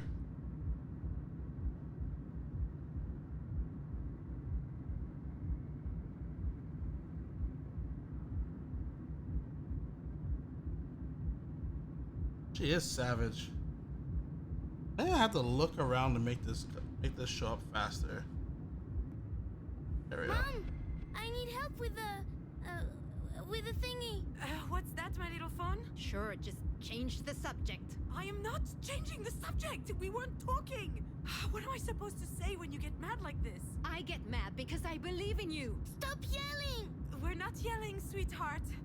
Anyway, this little one is only one thing you've done well. Speaking of which, if we could But avoid... if you're mishandling her the way you fucked up your career, that's concerning. Children are delicate. They need protection. You can put even the best child in a shitty family, they're gonna blow up. Wait, why are you even saying that? What are you talking about exactly?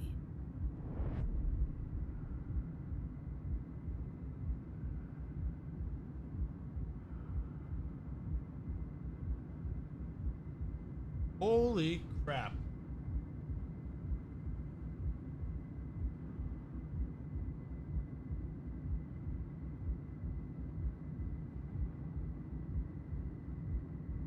Give it to me. I made some mistakes with you two, it's true. We turned out okay in the end, didn't we? Whatever you think. You don't get it. There's something hanging above our heads. All of our heads. Something that's about to fall on our heads if we're not careful. It's been there forever. Passed from one woman onto the next in our family. Like a disease. Are you sick, Mimo? No, sweetie, she's not sick. This is grown-up talk. You're right, June. Love. Love of self. It's true, I don't think I taught you that. But I think that's because no one taught me either. Or my mother. Oh, okay, and so you're... scared for Astrid? You said all this while you're driving here? Impossible.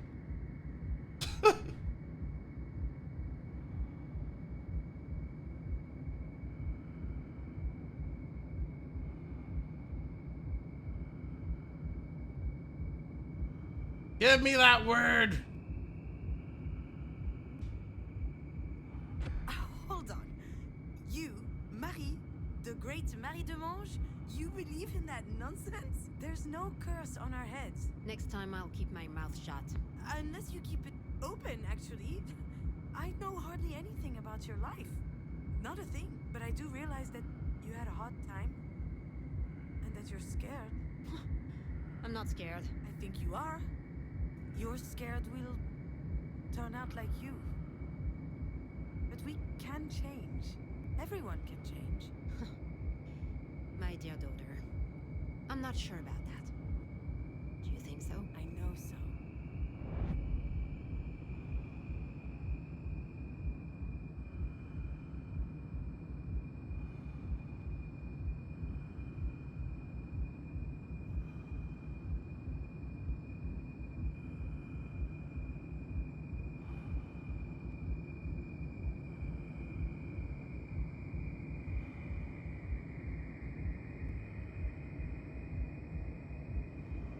And that's all thanks to you.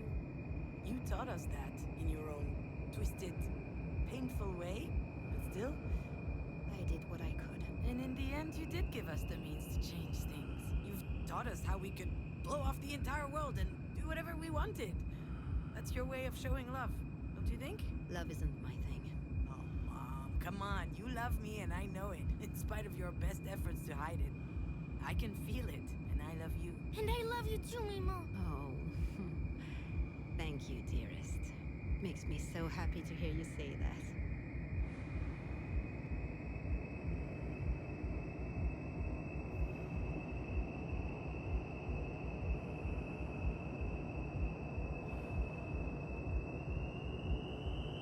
Lie? I was lying all the time. It was me. Can I pick that word, please?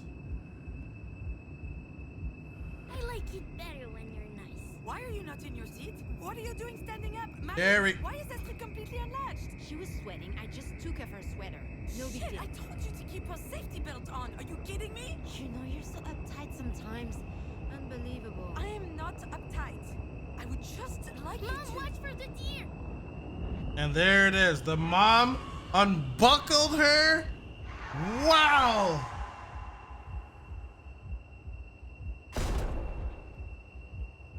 The mom unbuckled her. She got in an accident. And her child's taken away. And the car is dirty as well. Do not forget that as well, Angela Rose.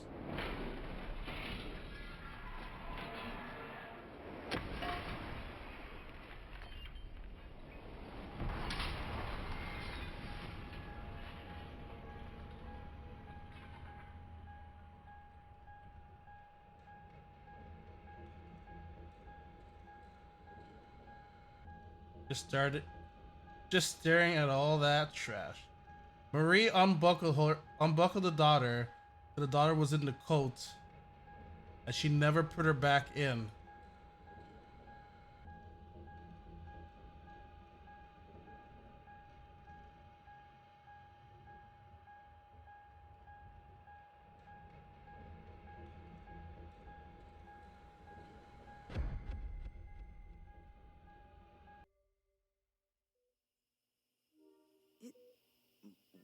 It was you?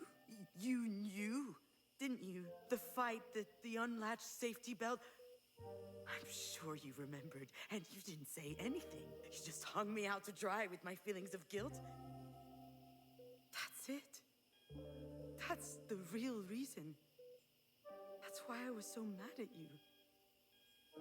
I'm sure that's also why you filled in this stupid paper with my name on it.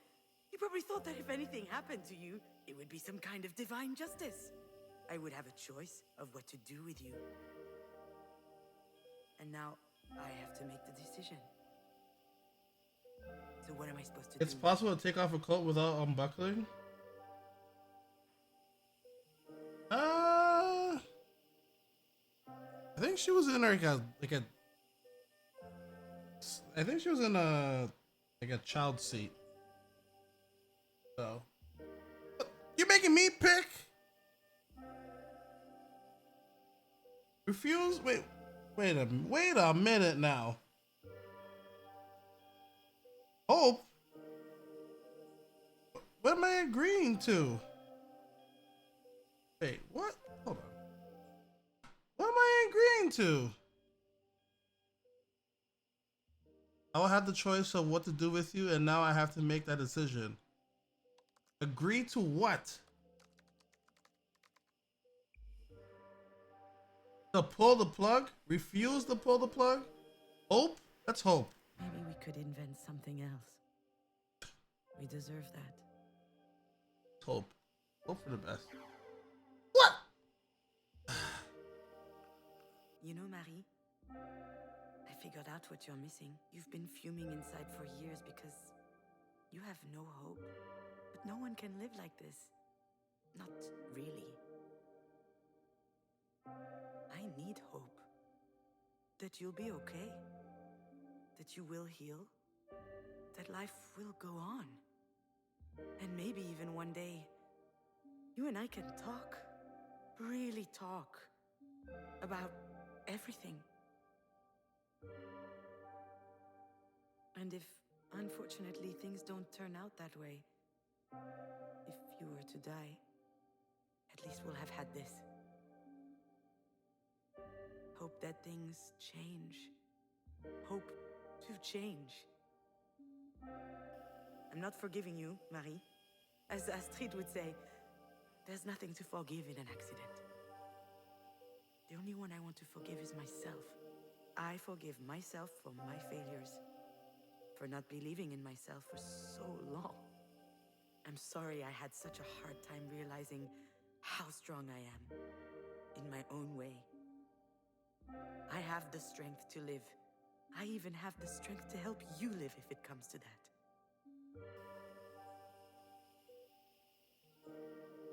And with some help from the people who love us, you and I can heal.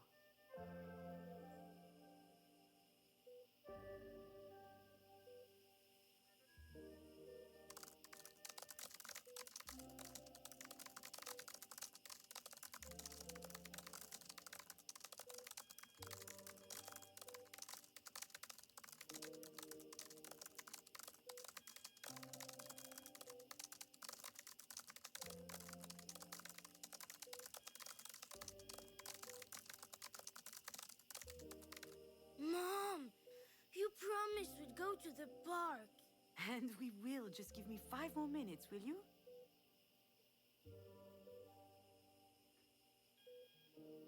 Hey, who the hell is that now?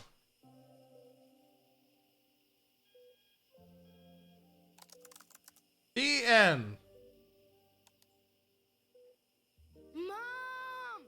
All right, Achille. Here we go. At last! Are you happy with your story? I think so. Fine. You'll read it to me later? I'm not sure. It's not really a story for kids. And I want to try the red Stegosaurus today. Did you know his tail is actually a slide? really? Can I try it too? Only if we buy ice cream on our way back. Seems like a fair deal to me. She had another. So she had another child? Okay. Alright. That's it. That's all you get, Jade. I guess you get like you get different options. I picked Hope. And then there's you can refuse. See what happened there. Or you could just pull the damn plug. Get rid of her. But my ending had her arm twitching and everything, or hand twitching. It was a really good game. You felt so very warm as I held you in my arms. What is this song? I liked it as well. Very interesting story. If you want the complete story, it'll be up on YouTube. Chad. I know I said Chad. I heard Chad, but I heard chat. Or if your name, if Chad is in chat as well, there you go. It's a really cool game.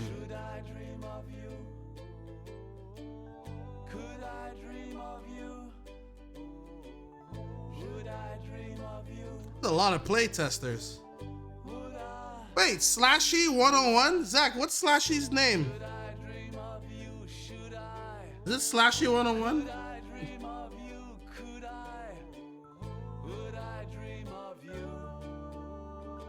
Chi-Chi, what did you think of it? Oh, there's a novel on it too.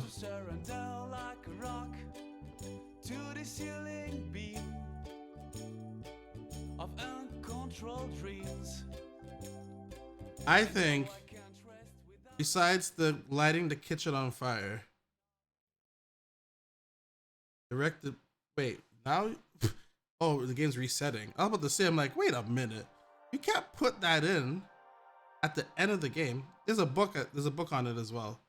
I think one of the funniest things, besides the lighting the kitchen on fire, was the child's like, I had so much fun, being a kid and playing with the lightsaber that vibrated. And the mom's like, that was not a lightsaber. You shouldn't have found that.